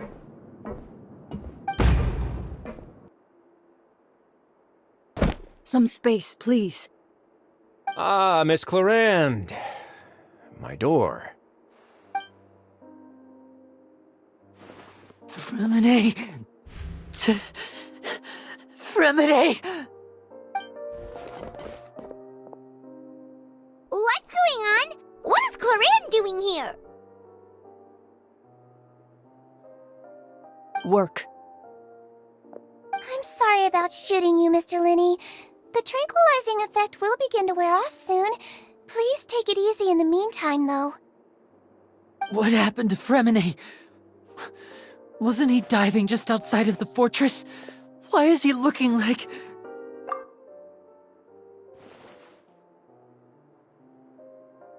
A flushed face, an accelerated pulse.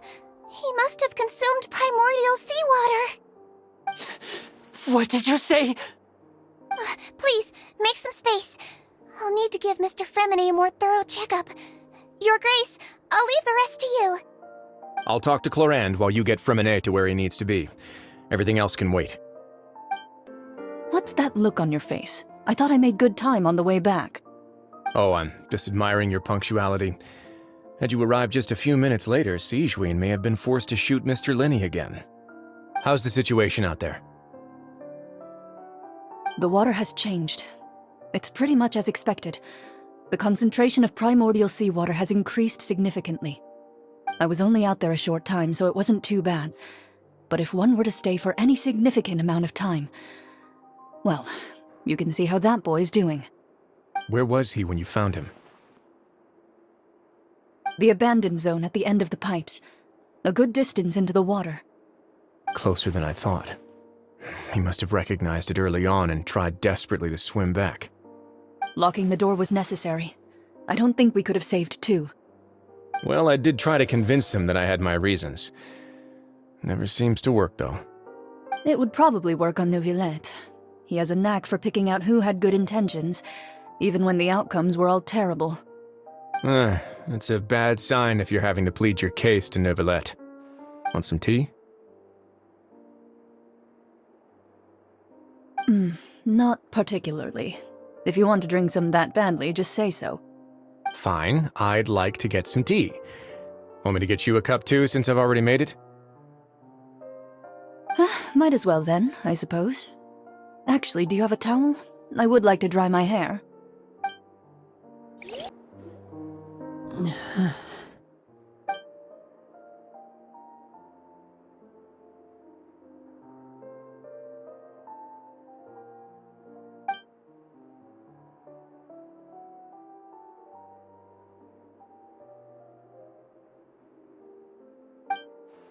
How is he? These symptoms are probably caused by an acute ingestion of a large amount of primordial seawater.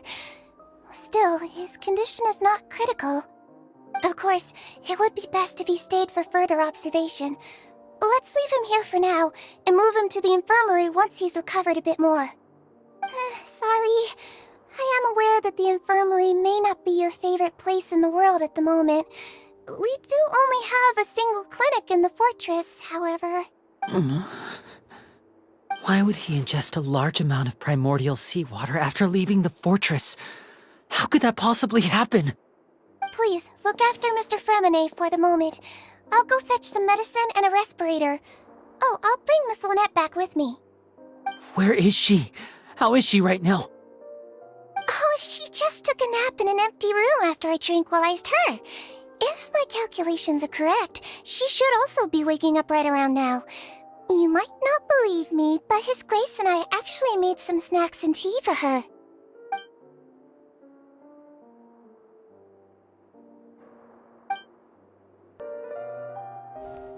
Linny, are you okay? I'll be fine. They're all here now. Don't worry about me. Are you sure? You don't look alright.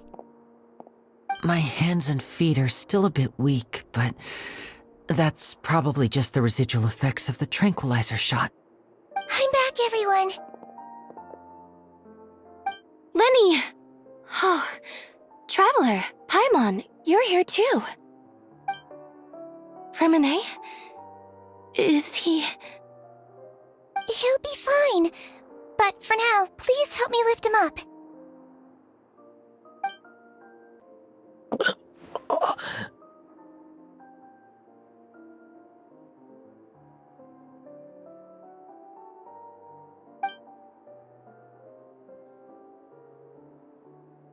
His breathing's beginning to slow down. Give me a hand and help me get him to the infirmary.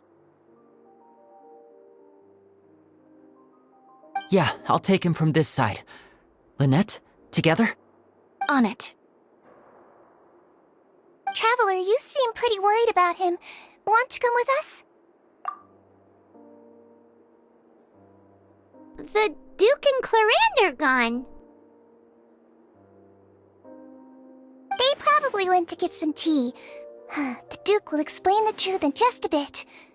Miss Clarande will need a break, since she only just returned from rescuing Fremine out of the sea.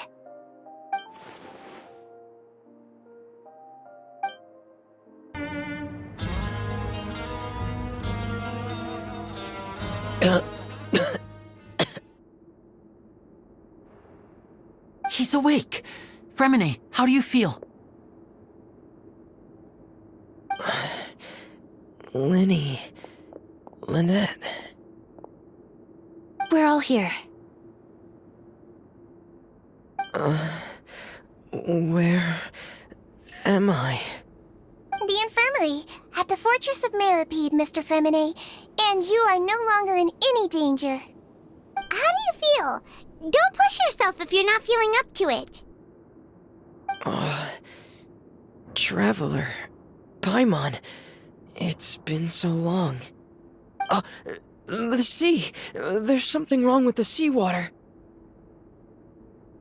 Shh, it's okay. We can talk about it after you've recovered. No, listen to me. This is really serious. There's primordial seawater mixed into the regular seawater. I don't know why it's there, but no one should touch it. Pipes...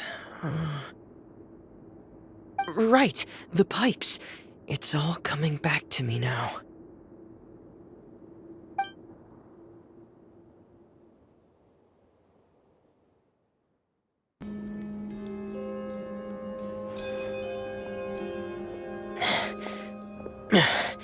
I'm in. Seems like this pipe hasn't been used in a long time. It looks abandoned.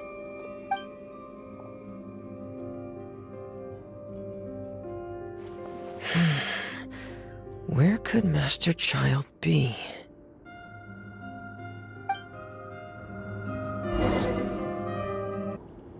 This is where the water starts.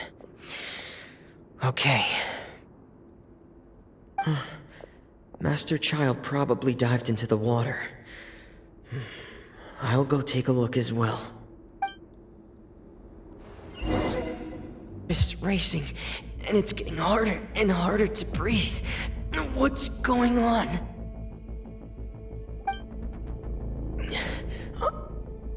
No good. I have to get back. They still don't know anything about what's going on. If I turn back right now, I should still be able to make it.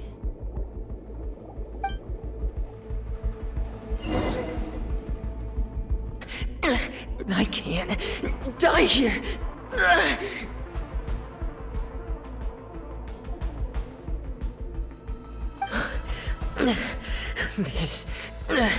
This is bad.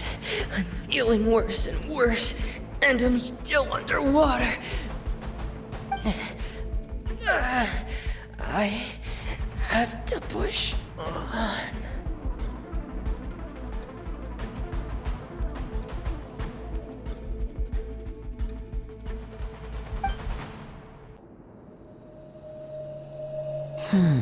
So, in other words, the trail you were following vanished, and you had no idea where Master Childe could have gone, but there was also no obvious place for him to have disappeared to. That's right. I tried my best to swim back, but I had already put some distance between myself and the fortress, and I just couldn't find the strength to keep going. I probably passed out some time after that, and you know the rest. Miss Clarande brought you back, but we also don't know why she just suddenly appeared at the fortress, or why she went out to save you. Miss Clarande, you say? I must go thank her in person. You're still too weak for Monet. You can go after you've had some more rest. Miss Lynette is right. I believe Miss Clarande will stay here as a guest for another few days, so there's no need to hurry. A guest? Then I can assume Risley was the one who invited her to come down here? You should ask His Grace about that. He'll be able to explain better than me. Yeah, it's about time he actually told us what's going on. Wanna come with us, Lenny? No, please go on without me.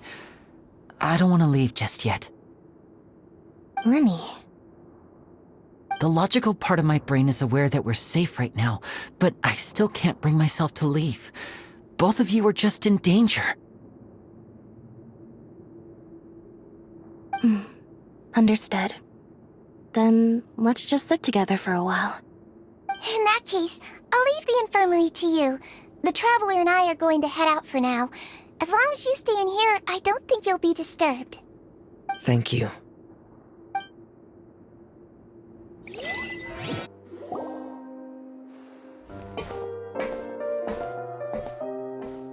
Excuse me? I take it Mr. Fremonet's condition has stabilized? Of course! I wouldn't have left the infirmary otherwise. I've been expecting those two, but might I inquire as to the purpose of your visit, Miss Sigewinne? I wanted to check up on Miss Clarande. How are you feeling? Mostly fine, I think. If you don't mind, I'd like to perform another quick physical exam. It'll just take a few minutes. All right. Thank you for looking out for me. I'll take my leave for now, then. Well, want to explain yourself, Risley? Of course, but I'm not partial to the word choice of explain. How about enlighten? Where should I begin? How about you start by asking me any questions you have? You can start with whichever one you'd like to get answered the most. Then Paimon will begin. Did you know about Lenny's goals from the very beginning? No. I just knew they were Fatui operatives sent to the fortress by the Knave. As for their specific goals, I only figured those out as you made progress on your investigation. You managed to monitor and stay ahead of them even though you didn't know what they were trying to do? They came here with ulterior motives. I'm quite adept at discerning what that kind of behavior signals. Initially, I thought their goal was just to investigate Childe's disappearance. Linny suggested that I had deliberately let him escape, but in truth, I didn't really do anything special to help or hinder him while he was here. Everything he did, from finding helpers to leaving this place, he did on his own. Of course, it's inevitable that the Knave would make a big deal out of her fellow Harbinger's unexplained disappearance. I'm also quite curious about where that Harbinger went, so I figured I might as well let the Fatui do their own investigative work. All I care about is the answer. So you were hoping Linny's group would just do your work for you. You make it sound like that's a bad thing. Unfortunately, things didn't go as planned. I assume that Fremine has told you already the ratio of primordial seawater around the fortress of Meripede is on the rise. The Forbidden Zone has always been Linny's target, and you got roped into that investigation after running into him. I began to intervene out of concern for your safety, and also to prevent the fortress from becoming entangled in more irksome matters. Are the rumors true? That you're also a former criminal? Why would you put it like that? Isn't staying here all day and serving as the manager of the fortress a kind of sentence unto itself? Another form of prison? I just happen to have some support from the rest of the inmates. That's all. Oh, right. Paimon wanted to ask, who invited Cloran down here? Me, of course. I paid her good mora to come down to the fortress for some field work. As a champion duelist, Miss Cloran could be considered to be an independent party. I needed to find an exceptionally capable person to help me get through the impending crisis. And saving Fremine was part of that crisis? You can think of it like that, yes. Credit where credit is due, that boy is quite adept at diving. Had conditions not been as hostile as they were, he probably would have found the missing Harbinger already. That's not something you should be asking after. Neuvillette only asked you to investigate Childe's whereabouts. All I need to prove to you is that the Forbidden Zone had nothing to do with the Harbinger's disappearance. That should be clear now that you've spoken to Fremine. But we've already uncovered that there's something wrong with the infirmary, and we've answered a bunch of questions that you threw at us. Isn't it about time that you answer our last question in return? You make a compelling case. Do you really want to know the answer that badly? Yeah, Paimon really wants to know. Even if the truth may not be pleasant? Follow me.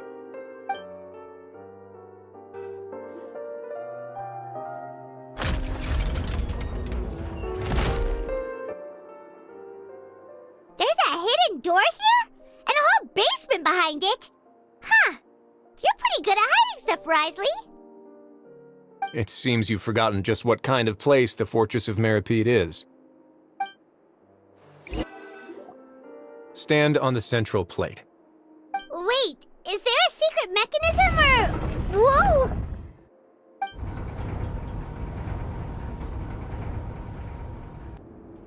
So, this is the Forbidden Zone? Honestly, for a place so well hidden, Paimon sure doesn't see anything special. What a huge door! There are 3 such isolation gates in total. Generally speaking, I'm the only one who's allowed to go inside. Hence the name Forbidden Zone.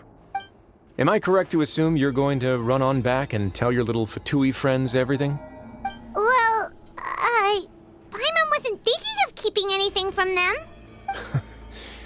Well, I'd advise you wait until you've seen the whole truth of this place for yourself before deciding whether or not to tell them.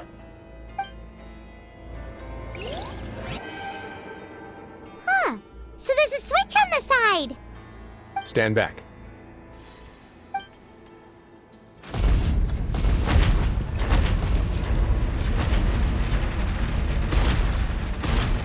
Whoa! They all just went up one by one. Go on, have a look.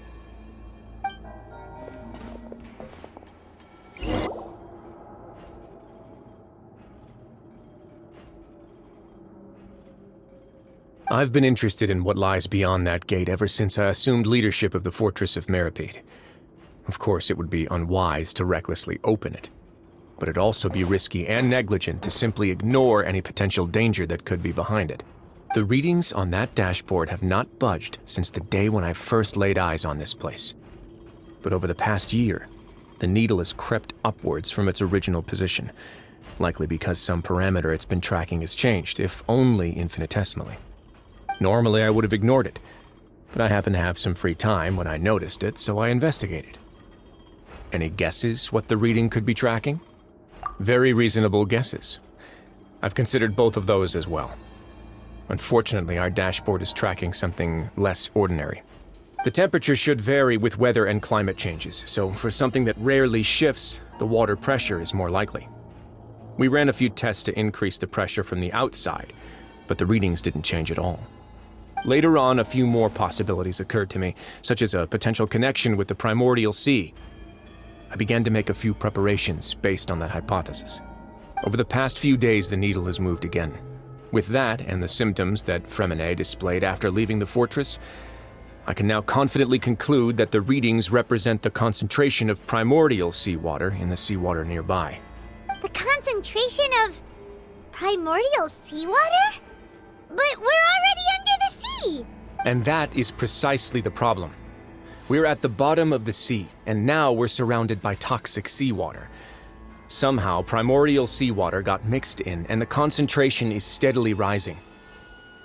Yes, that's very likely. But forget about the two of us! Not even Novelette knows where the primordial sea could be, much less where we could find and plug a leak. Oh. Oh! Seems like you've figured it out. I believe the primordial sea lies directly beneath this sluice gate. For some reason, the primordial seawater levels have risen significantly, and it's now very close to us. The indicators are now red. Although the gate still stands, some primordial seawater has already leaked out and mixed into the sea around us. If this continues,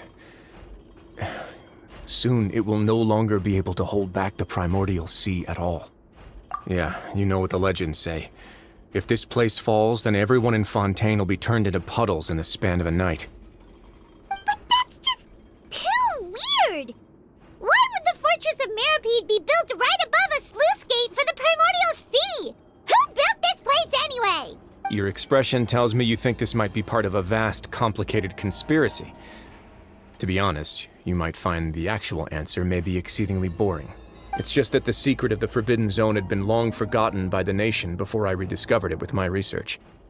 There's no single founder of the Fortress of Meripede in any traditional sense. What we know about its history has been left to us by the people who used to live here. When the previous Hydro Archon Egeria ruled the land, all convicted criminals from Fontaine were exiled. The people drove the criminals away like a wolf pack chasing away the banished. The criminals received no sympathy of any kind from the people. They were exiled to the desolate seaside, where they experienced only pain, struggle, and the bone-chilling cold. Some of them began to repent, and prayed to the Hydro Archon, asking if there was still anything they could do. The Hydro Archon took pity on them, and said, "You may go guard my secret, deep underneath the waves." And so, leaning on the power of the Hydro Archon, they gathered underneath the sea and began to build a fortress. They became a community down there in the deeps, and over the years helped it to grow. As the number of exiles increased, more and more people joined the community. When the first group of exiles died, they left the yet unfinished fortress to their successors.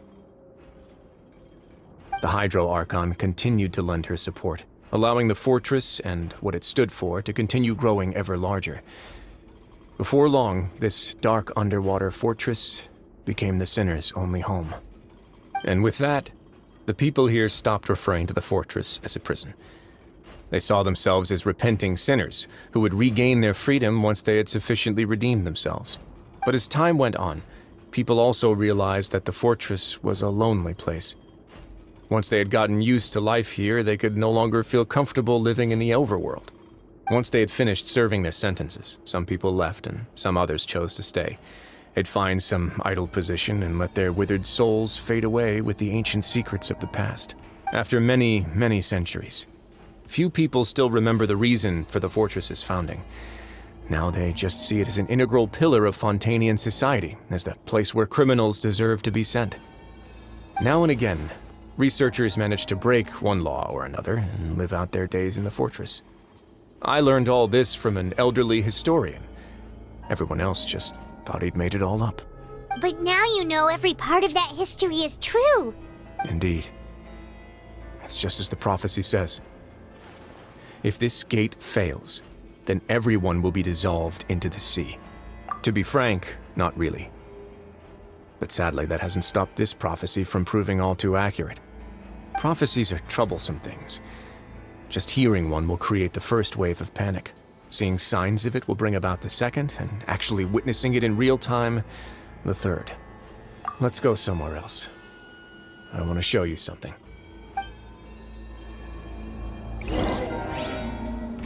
This is it. Your Grace, perfect timing. The results from our last round of experiments have... Wait, Jurier, he's not alone! Huh? Lorvine and Jurier? No need to panic, you two. I've already told them about our plan. What? After you warned us not to tell a single soul about any of this? I'm skeptical as well. Are you sure they are trustworthy? The results speak for themselves, don't they? These two may already know more than you could ever imagine. All right then, if Your Grace insists. They seem harmless enough, so I'll trust them for now. Well, how about some reintroductions? This is Jurier, one of the highest-ranked researchers from the Fontaine Research Institute. He used to work under Edwin. I trust that you've heard of Edwin? Good. Saves me a bit of time explaining. Edwin's main areas of research were archeum and gravimeters. As his assistant, Jurier is quite familiar with them as well. I hired him to be my technical consultant. You want to blow up the fortress of Meripede? Ah, what a lovely idea. I'm already imagining it in my head. Gotta admit, I'm tempted as well. Guys, focus!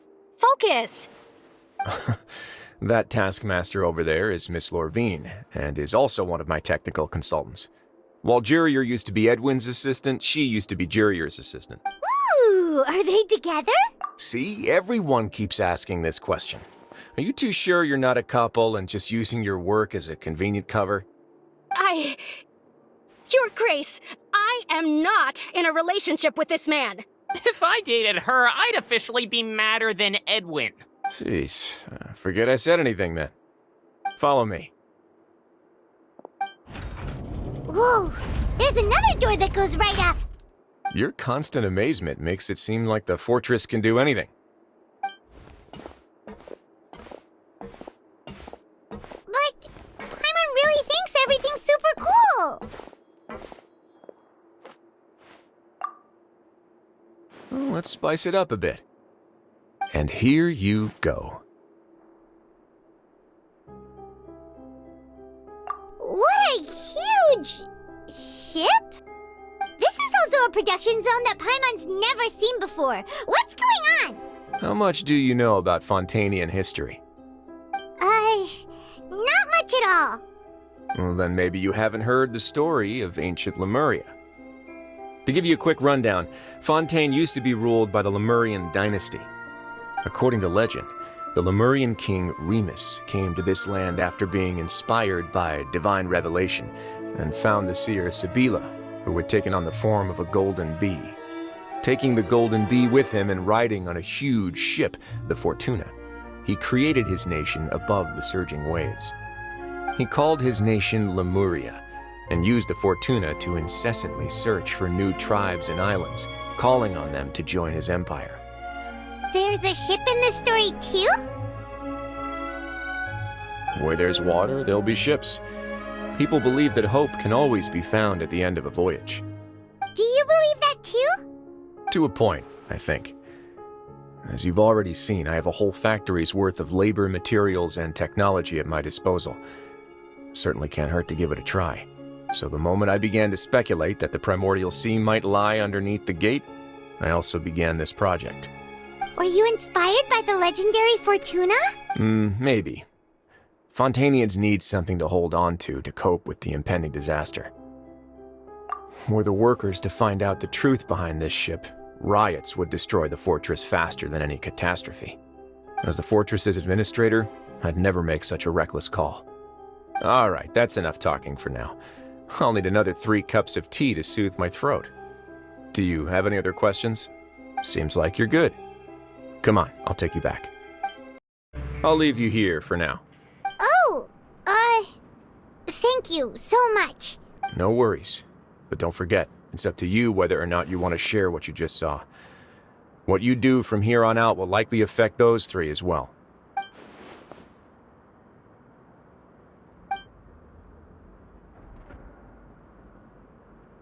Yeah, we'll put a lot of thought into it for sure. Great. I look forward to what happens next. We're back! Welcome back. Do you want a cup of tea? How can you be so much like Risley, always drinking tea? Huh. Actually, now that you mention it, I just remembered something now. While I was sedated, I could still barely hear two people talking next to me. They were discussing everything, from the leaves to the water and even the teacups themselves. Must have been Risley and Sejuin. Yeah, I heard one male voice and one female, so... I really can't make sense of this place. So, Traveler, Paimon, were you able to learn anything from Risley? Yeah, he explained everything. Very well. Then, would you mind checking your answers against my speculations? Yeah, I took the time to rest, so I'm feeling a lot more relaxed now. Nobody else is around, and Miss Sejuin is also busy with something or other, so let's just talk here. All right, then I'll posit my theories. I asked myself 3 questions. Firstly, why was Fremine affected by the primordial seawater? It was because he dove into the sea. My theory is, the long-lost primordial sea is probably very close to the fortress of Meropide. Ooh, he's good. He got that right on the first try. That's our Linny. Secondly, Risley's attitude changed dramatically during the course of our stay here. He ignored us completely at first, then suddenly roadblocked us. Why? I spent quite a long time thinking about this. If he has been monitoring the Fatui since the very beginning, he probably ignored us at first because he was hoping we could find Master Childe for him. What's more, the Fortress of Meropide is not part of Fontaine's court system, nor does it report to Iudex Nervulet. Risley is basically the king of a no-man's land. As long as the fortress doesn't do anything about Master Childe's disappearance, Father can use it to pressure the Fontaine authorities. And while the 2 factions are pitted against each other, Risley will be free to move between the parties of interest. If I had to guess, he probably has something that he's working on himself. It's likely related to the secret of the infirmary, but I just can't think of what it could be. You're super smart. Thanks so much. Then finally, there's the last question. If Risley does have a plan, what could it be? All I know for now is that his plan probably has something to do with the changing nature of the seawater. He's even gotten Cloran to help him out. That can't be the full extent of what he's doing. There's probably a secret passageway behind the block in the infirmary, and there's something big in the fortress that most people here never get to see. He has a bargaining chip, and it could be important enough for Father to deal with him directly. I don't have enough information, so I have no idea what his chip might be. But let me guess. You have the last piece of the puzzle. I can't believe it. The sea will engulf everyone, just like the prophecy said. Could Risley have wanted to meet Father to figure out a way to deal with this crisis? If you remember, I once mentioned that Father sees the House of the Hearth as her base of operations, and she truly wants to resolve the crisis. But how could Risley have known that? Or perhaps he didn't know, and just wanted to bring Father over to his side? Which could be why he said he just wanted to negotiate. Yeah, that makes sense to me. I understand your concerns as well, Traveler. I'll figure out a way to pass this on to our Father. No matter what, we're on your side. The 2 of you have already aided us far too much. We probably wouldn't be standing here right now if not for you. If you ever need anything else going forward, please come to the House of the Hearth at any time. Though you may not share the sentiment, after all that we've gone through together, the 3 of us basically see you as family now. You have my gratitude. Thank you for protecting Linny when it really mattered. And thank you for sharing the secrets of the fortress with us. We didn't think you were going to do it. Why are you being so formal all of a sudden?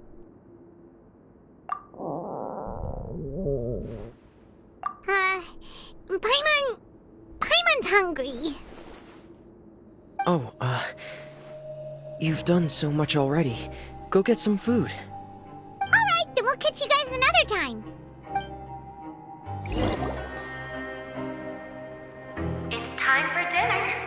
Welfare meals now being served in the coupon cafeteria. Come on, let's go pay pick up ours as well. Traveler and Paimon, over here.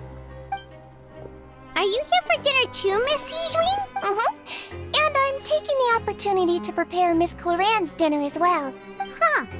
You're right. She's actually sitting in the fortress cafeteria. What would you like to eat? Yep, you can. I've already talked to our chef, Mr. Woolsey. It's all on me today, so you can get whatever you'd like. Me too! Don't forget Paimon! No problem. Just leave it to me. So delicious. Paimon's so happy. Paimon wants to feast like this every day. Feeling full yet? How's the food? Delicious. I'm so glad to see you all so happy. Oh, see, the expression on your face just now? The muscle here just moved, which suggests that you're feeling quite relaxed at the moment. Sijween, do you do this to help your patients or to better understand human beings? A bit of both, I suppose. I'm a Melazine, which means I'm very different from human beings. I must know what you're thinking if I want to take good care of you. You're really good at taking care of people. Even though you're so short, you still talk and act like an older sister. Really? You're reminded of an older sister? That's great to hear. Oh, and what did you mean back in Risley's office? When you said that you were protecting Linny and his siblings as well? Oh, that. I just asked His Grace to look out for those children, especially that diver boy. I was getting a bit worried after hearing that something was wrong with the water. Thankfully, Clorand is very strong and managed to save him in the nick of time. His Grace also sealed the pipes after Clorand left, to make sure that Linny wouldn't impulsively chase after his brother. Although the path was blocked, we still stationed some guards there to stop anyone from approaching. They were instructed to only open the door once Miss Clorand had returned. Oh, and I was keeping an eye on Mr. Linny as well. We had to press him, but we couldn't allow him to be in any real danger. You were all super considerate and really thought everything through. It's just what we do down here at the fortress. At least this has been His Grace's style for as long as he's been the leader. Oh, I really wish Monsieur Nervula would come down here more often too. I feel like he'd like it here, with all the darkness and chaos. Get a good night's rest, you two. You both worked very hard. Get out of my way! What happened? Why is everyone running? No idea, but something must have happened. Stop asking! Who's yelling? Paimon...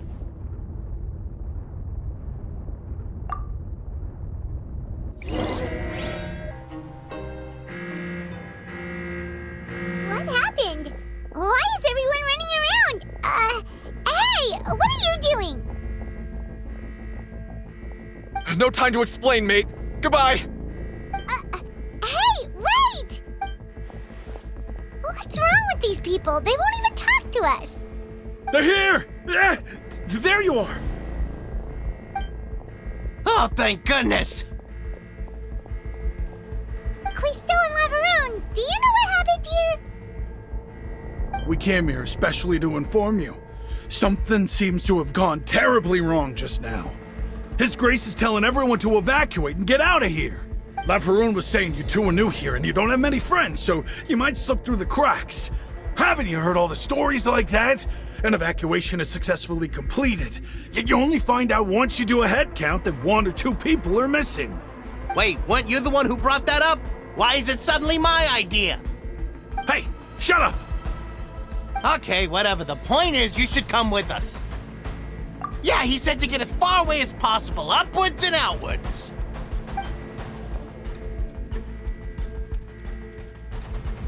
Oh no, it can't be that thing!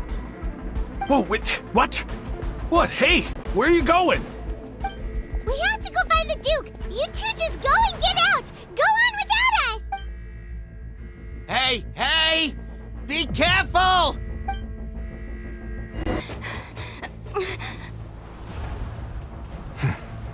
They're here.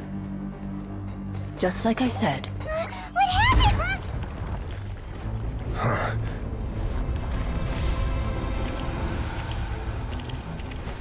You're just in time. But be ready to run.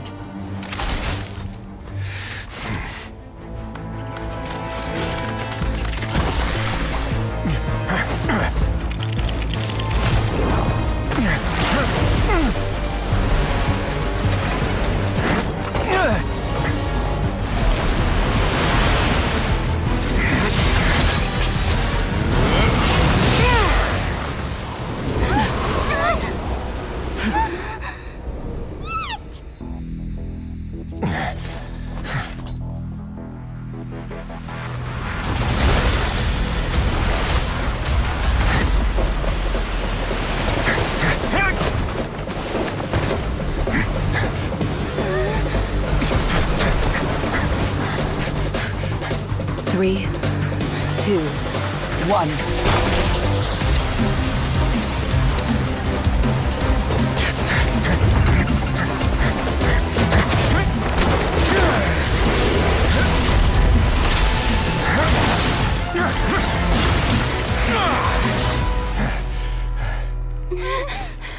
This won't hold it for long.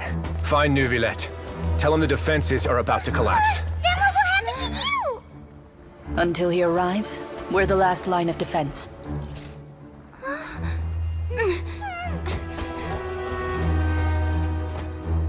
The gate. How long do you think it'll hold? That depends on us.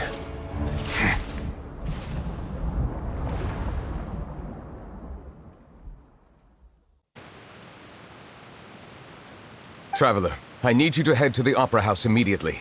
Farina will soon be meeting with the knave there. You must protect Farina, and make sure she doesn't spend too much time alone with her. Will do. You have my sincerest gratitude. Look! There are a ton of Fatui and Palais Mermonia people over there! The knave is probably here already. We need to hurry! Are you two the traveler in Paimon? Monsieur Neuvillette has left instructions. Please follow me. Though I'm sure he's already explained, this should be a mostly cordial conversation, unlikely to give rise to violence. But it would be most appreciated if you could protect Lady Farina to the best of your abilities.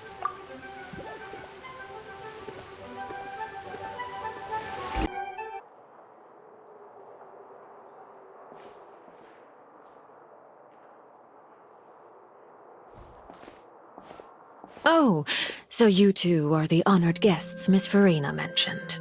Of course, of course! How could they not attend a meeting such as this? I must always have 2 or more guests at my dessert table. Otherwise, the occasion would be too lonely and unbecoming of my station. It is my pleasure to make your acquaintance, traveler. I have heard much of your accomplishments. I am the knave.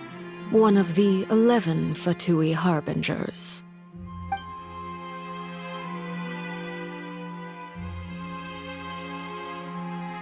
I've already prepared seats for you. Come, sit beside me. Perhaps you two are unaware of how Miss Farina and I do things. You see, we actually recently agreed to get together for tea when we had the time. See this?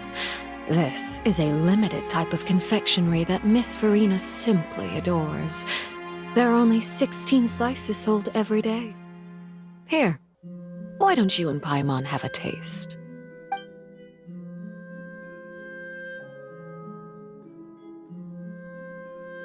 Traveler, what do you think of this cake? That's good to hear. So what Childe said was on the mark after all. You do share a taste in desserts with Farina and I.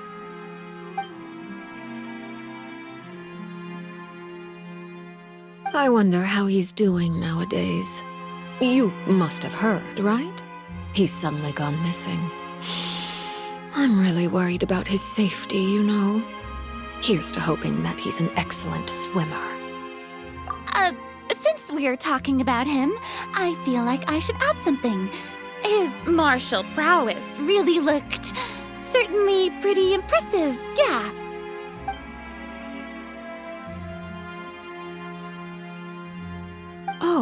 So you're also familiar with his aptitude for fighting, Miss Farina. Oh, right.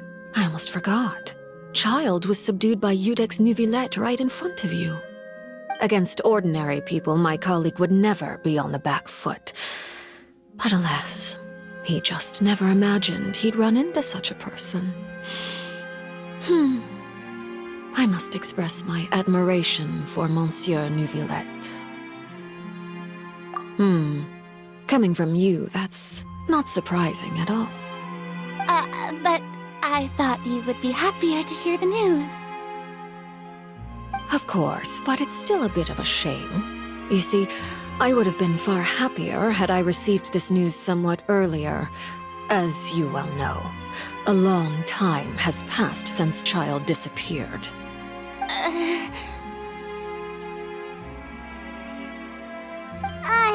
Well, in any case, there's no need to worry. We know for sure that Childe is still alive.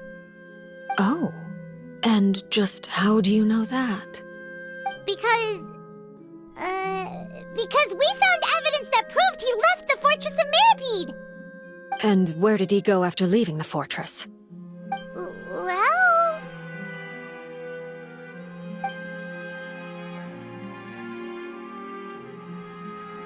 The Fortress of Meripede lies deep beneath the waves. Unless he pranced right out of the main gate, he must have had to swim for it. Do you have any proof that he surfaced safely? Ah, that is good news at least. His sister Tonya sent a letter to Fontaine not too long ago. Since he was unfortunately unavailable, I picked it up on his behalf. Do you have any idea how he usually writes back to his family? Dear Tonya, your letter made me feel like we were still enjoying our time in Snezhnaya together. I'm currently admiring the scenery on the streets in front of the opera house. Is it something like that?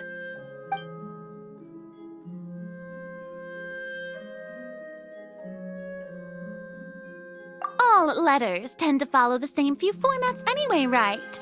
As long as the contents are accurate, it doesn't matter so much how it's written or how it's worded.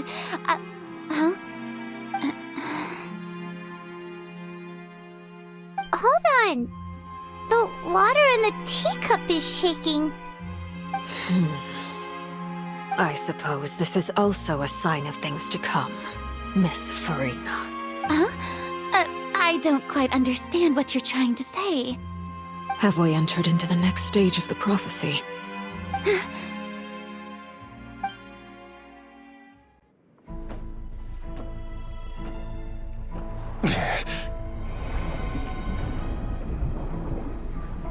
My thanks to you both. I will take it from here.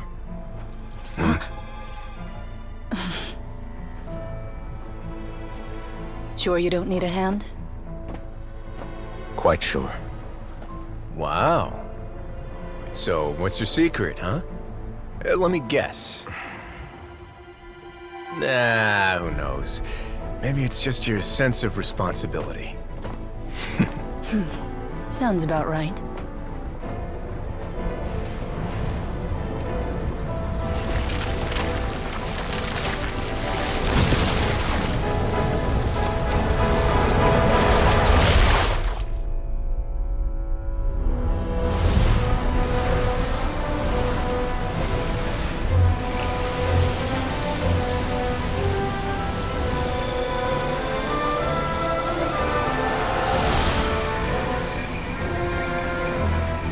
Day may come when the prophecy is fulfilled, and the waters burst forth. But it is not this day! This ancient power could easily obliterate an entire race. A tsunami of fury would unleash endless catastrophe.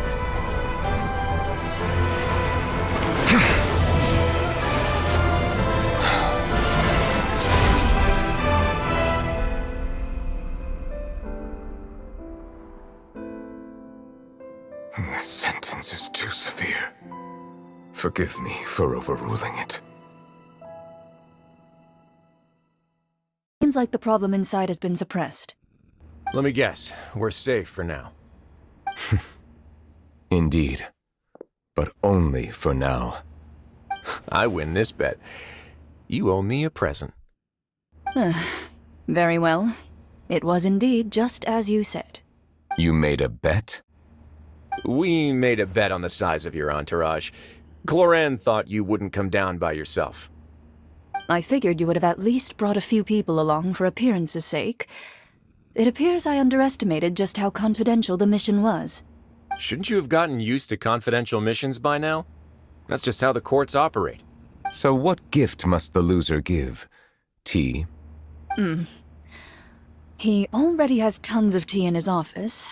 I'm thinking about a set of legal codices.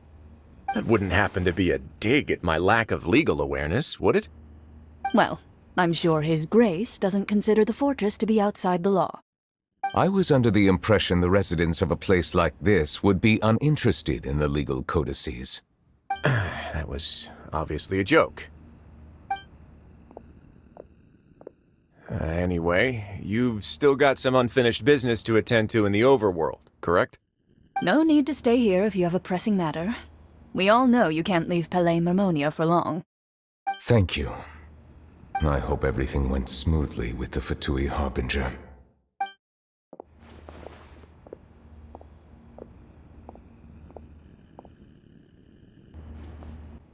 I must say, we've spent long enough playing house.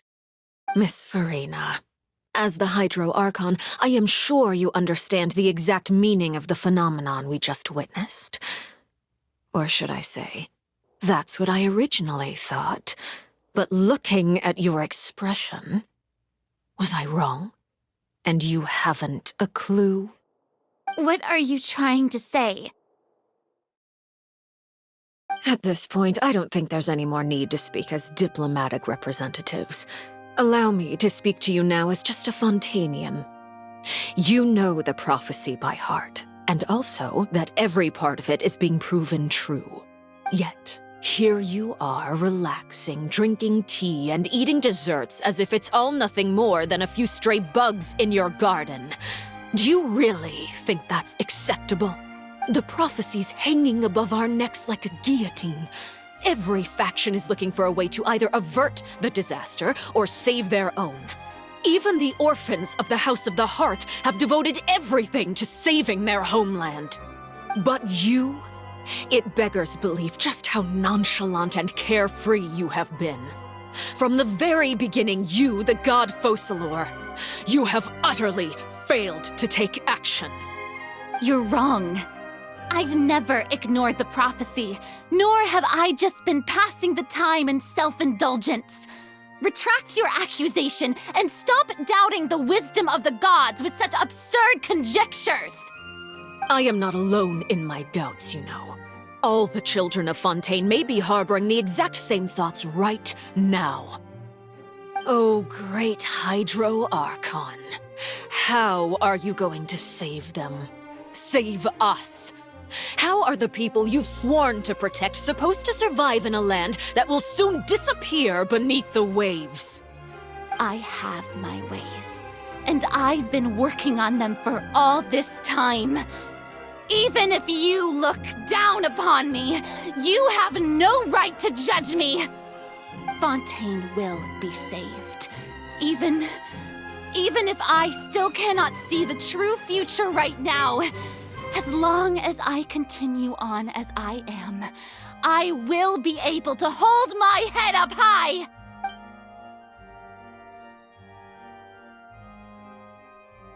Then I ask you, Miss Farina, just what have you been working on? Where can we see it, and what is it doing to help?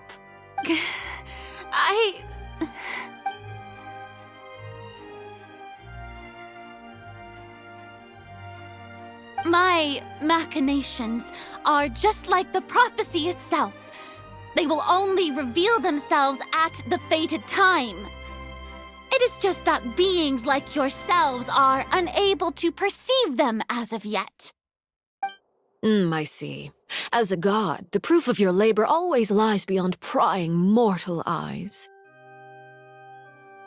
Allow me to be so bold as to ask another way. would it be possible for you to tell us the parts of your plan that are not confidential? Such as your emergency response plan for the impending disaster? An emergency response plan? Oh, that look in your eyes. Have you not even prepared one of those? The emergency response plan is also strictly confidential. Then allow me to jog your memory. Miss Farina, what is the purpose of your Oratrice Mécanique d'Analyse Cardinal? And what do you plan to do with the massive amounts of indemnitium that has accumulated over the years? The Oratrice? It's just like it appears to be. So you also have no idea. If I'm not mistaken, someone's using it to prepare for something. But unfortunately, it would seem that someone is not you, Miss Farina. I first caught wind of this when Linny tried to investigate the Oratrice in the Opera House. You see, even just getting close to the core contaminated him with an extremely large amount of indemnitium. But even if that had nothing to do with you, then what could you possibly be working on, oh great Hydro Archon? Oh, right. I almost forgot. Udex Nouvillette is not at the tea party with us today. Miss Farina, I suppose you must have ordered him away to take care of some troublesome business. Yes, that's exactly right. Please keep it a secret for me. Of course I will. Although, I must say, Miss Farina, you seem quite insecure without the Udex by your side. Oh, very well. Let's stop that conversation here. There are still a few slices of cake left, so please, help yourselves, everyone.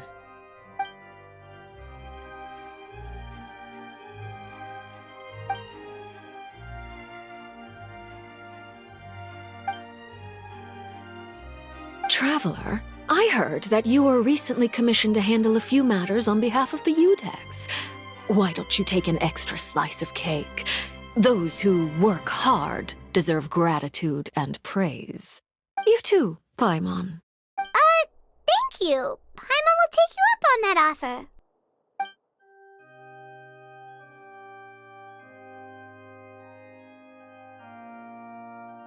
Oh, Paimon's super full. That cake was great.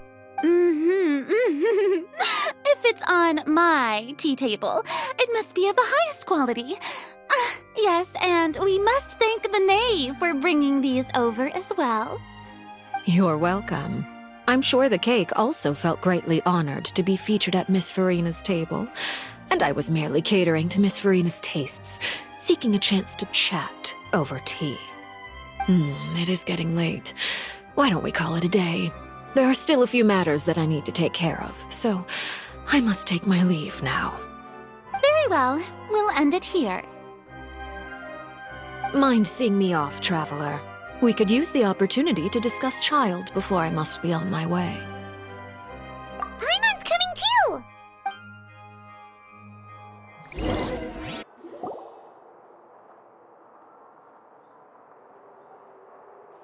I'm glad that you were willing to come with me. Of course, Childe was just an excuse. I have no interest in your dealings with him. That's what Paimon thought. You lent your aid to the children of the House of the Hearth. As their father, I would like to express my gratitude. That was all.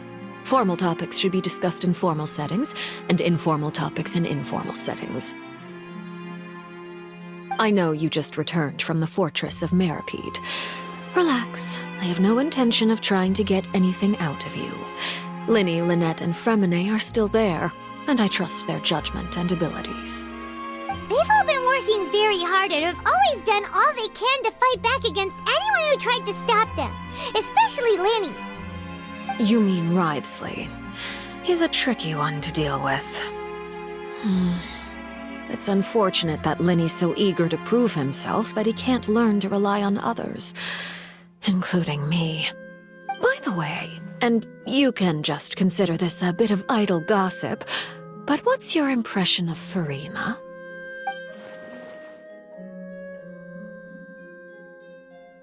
You are outside of our disputes, and the freest person in all of Fontaine, able to move around most easily. Allow me to share my perspective with you. And that's everything that happened during the trial. Master Childe was declared guilty and immediately transported to the fortress of Meropide. Didn't he say he was coming here on vacation? Does he not feel an ounce of shame for all the trouble he has caused?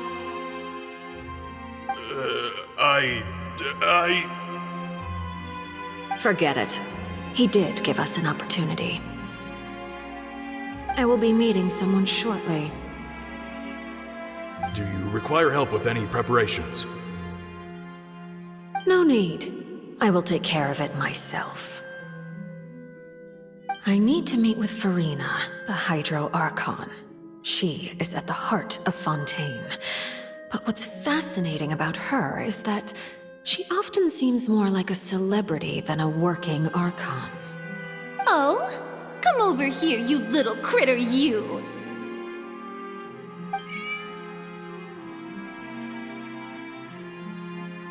You dare to run from me? Stop right this instant! My goal is just to discover the location of the Gnosis. But I didn't expect the chance to approach Farina to be handed to me on a silver platter. This is so easy, it's actually making me a bit suspicious. Anything left unguarded is usually just bait. But no one will blame someone for taking the bait. After all, from the moment it was attached to the hook, the bait is meant to be sacrificed. It's just as I guessed in the second before I struck. The Hydronosis is not currently held by the Archon. In fact, this Archon doesn't seem like a god at all. And I sense that she's under some kind of curse. Who are you? And what are you trying to do? Please don't kill me! I'm begging you, please! The fear in her pupils is genuine, so perhaps she's not bait after all. Either way, targeting her has lost all meaning. I left the scene with ease. Nobody came looking for me, and nobody could serve as a witness to my near assassination of Focalor.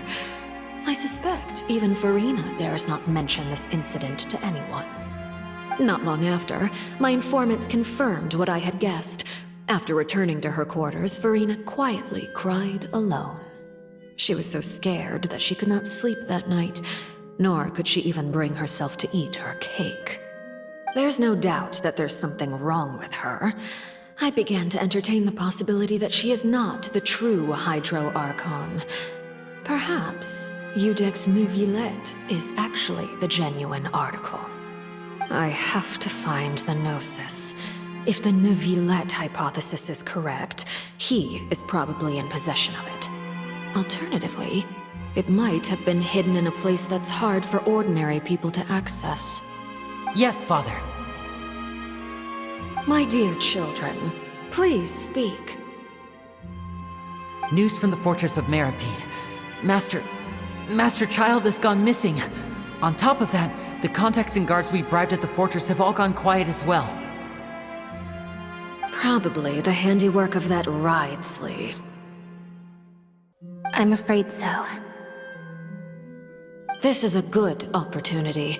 The value of a harbinger is much higher than most would imagine. We now have an excuse to exert diplomatic pressure on the Fontaine authorities. Set up a meeting for me. I would like to meet the Hydro Archon and Iudex Neuvillette. Oh, and I have an additional mission for you three. Yes, Father. Tartaglia's disappearance was not a part of my plan, but I can use it to make a breakthrough. With this as my excuse, I can ask for an official audience and continue my investigation of Farina and Iudex Neuvillette. The initiative belongs to the House of the Hearth. My wish to investigate the fortress of Meropide will be a front. Lenny and his group will be responsible for the actual intelligence gathering.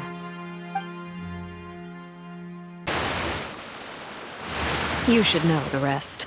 Lenny's group is quite close to you, so they wouldn't have hidden anything from you. You attacked the Hydro Archon? It wouldn't mean anything, even if you shouted it from the rooftops. After all, even Farina herself is still pretending that nothing of that sort ever happened. Alright then. I've now had 2 chances to enjoy tea with Farina. I have to say, the leadership of Fontaine is even more inscrutable than I had imagined. I once surmised that Iudex Neuvillette must be the Hydro Archon, but now, that doesn't seem right to me either. I am a servant of Her Majesty the Tsaritsa. Over my years of service, I've learned how a real Archon conducts and carries themselves. Whether Iudex Neuvillette or Farina, neither fits the bill. It's hard to imagine either of them as the Archon. Of course, that is all just how I feel. Gut feelings often do not require justification. It is, however, quite amusing to me that after all my years working in intelligence gathering, I've come to realize I am at a complete loss regarding the identity of the god of the land of my birth. Don't you think Fontaine is quite intriguing? A catastrophe looms, yet many secrets have yet to rise to the surface. It looks like Fontainians will have no choice but to save themselves. Ultimately, though, one must survive in order to do anything else. Should the need arise, I would be happy to cooperate with you. You don't need to commit to anything right now, of course. I have a feeling that the situation will continue to evolve, and as your name is often connected with noble deeds, I'm sure we will work together someday. He certainly returned quickly. You must want to catch up with each other, so I'll leave you to him.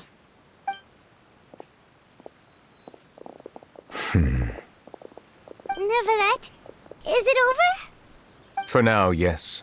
But this issue will prove quite thorny in the long term. I'm concerned that sooner or later the prophesized events will occur. Thank you for protecting Farina. To put it simply, I used my power to force back the Primordial Sea and reseal the sluice gate. So as expected, the knave has turned up the pressure on Farina. She's trying to feel her out, though I'm still unsure as to her motives. Permission granted. Whoa. It can't be that you're the real Hydro Archon, right? But that's just a speculation on our part, though. You can't tell us? Then that's okay. We can talk about something else. We won't try to force you. You guys in Fontaine are super strange. If by the phrase, you guys, you are referring to Farina and I, then although I'm not sure just what you are trying to imply, I must clarify that I do not share her positions on a multitude of topics. I believe so. The fortress has a long and complex history. It has seen much grief and suffering. And now, another catastrophe will soon be upon us. I mourn this turn of events. Huh? Why is it raining all of a sudden?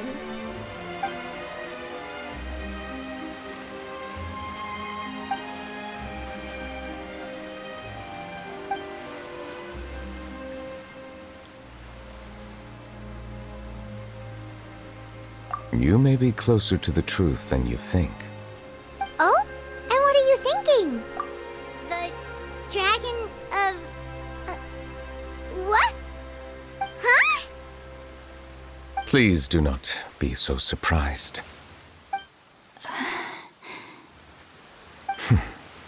Farina?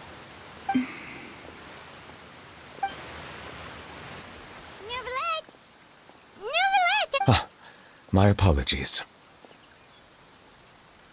We were just guessing randomly. We didn't guess right, did we? You're not actually the dragon sovereign of water, right? Well, if you don't want to confirm or deny... You guessed correctly. I sincerely hope you'll be able to keep this a secret for me. Right, of course. We'll definitely help you keep it a secret. There's still something Paimon wants to ask you, though. Please, go ahead. Well, if you are the Dragon Sovereign of Water, and you were able to force back the primordial sea from the fortress, then since Fontaine's prophecy is all about seawater, couldn't you just use your power to solve the crisis? None of the currently living dragon sovereigns in the world, myself included, possess our full dragonhood. They say that when the first usurper arrived on Tivat, they seized a part of the dragon's power. Today, that stolen power is the basis of the Archon's authorities. There are 7 elemental Archons and 7 matching dragon sovereigns. The dragon sovereign of water who lived through that era perished a long time ago. As their successor, I know far less of that part of our ancient history. In any case, I believe I will not be able to do much unless the Archon disappears and returns their elemental authority to me. Given the status quo, however, I would recommend finding another way to deal with the prophecy. Oh, so even you can't solve it. I still have some urgent matters to attend to at my office. If you have any more questions regarding ancient history, you are welcome to discuss them with me at a later time. Please go right ahead. There's a place that Paimon wants to go too. Traveler, why don't we pay another visit to the Fortress of Meripede? Paimon is a little worried. We'll see you another time. Take care.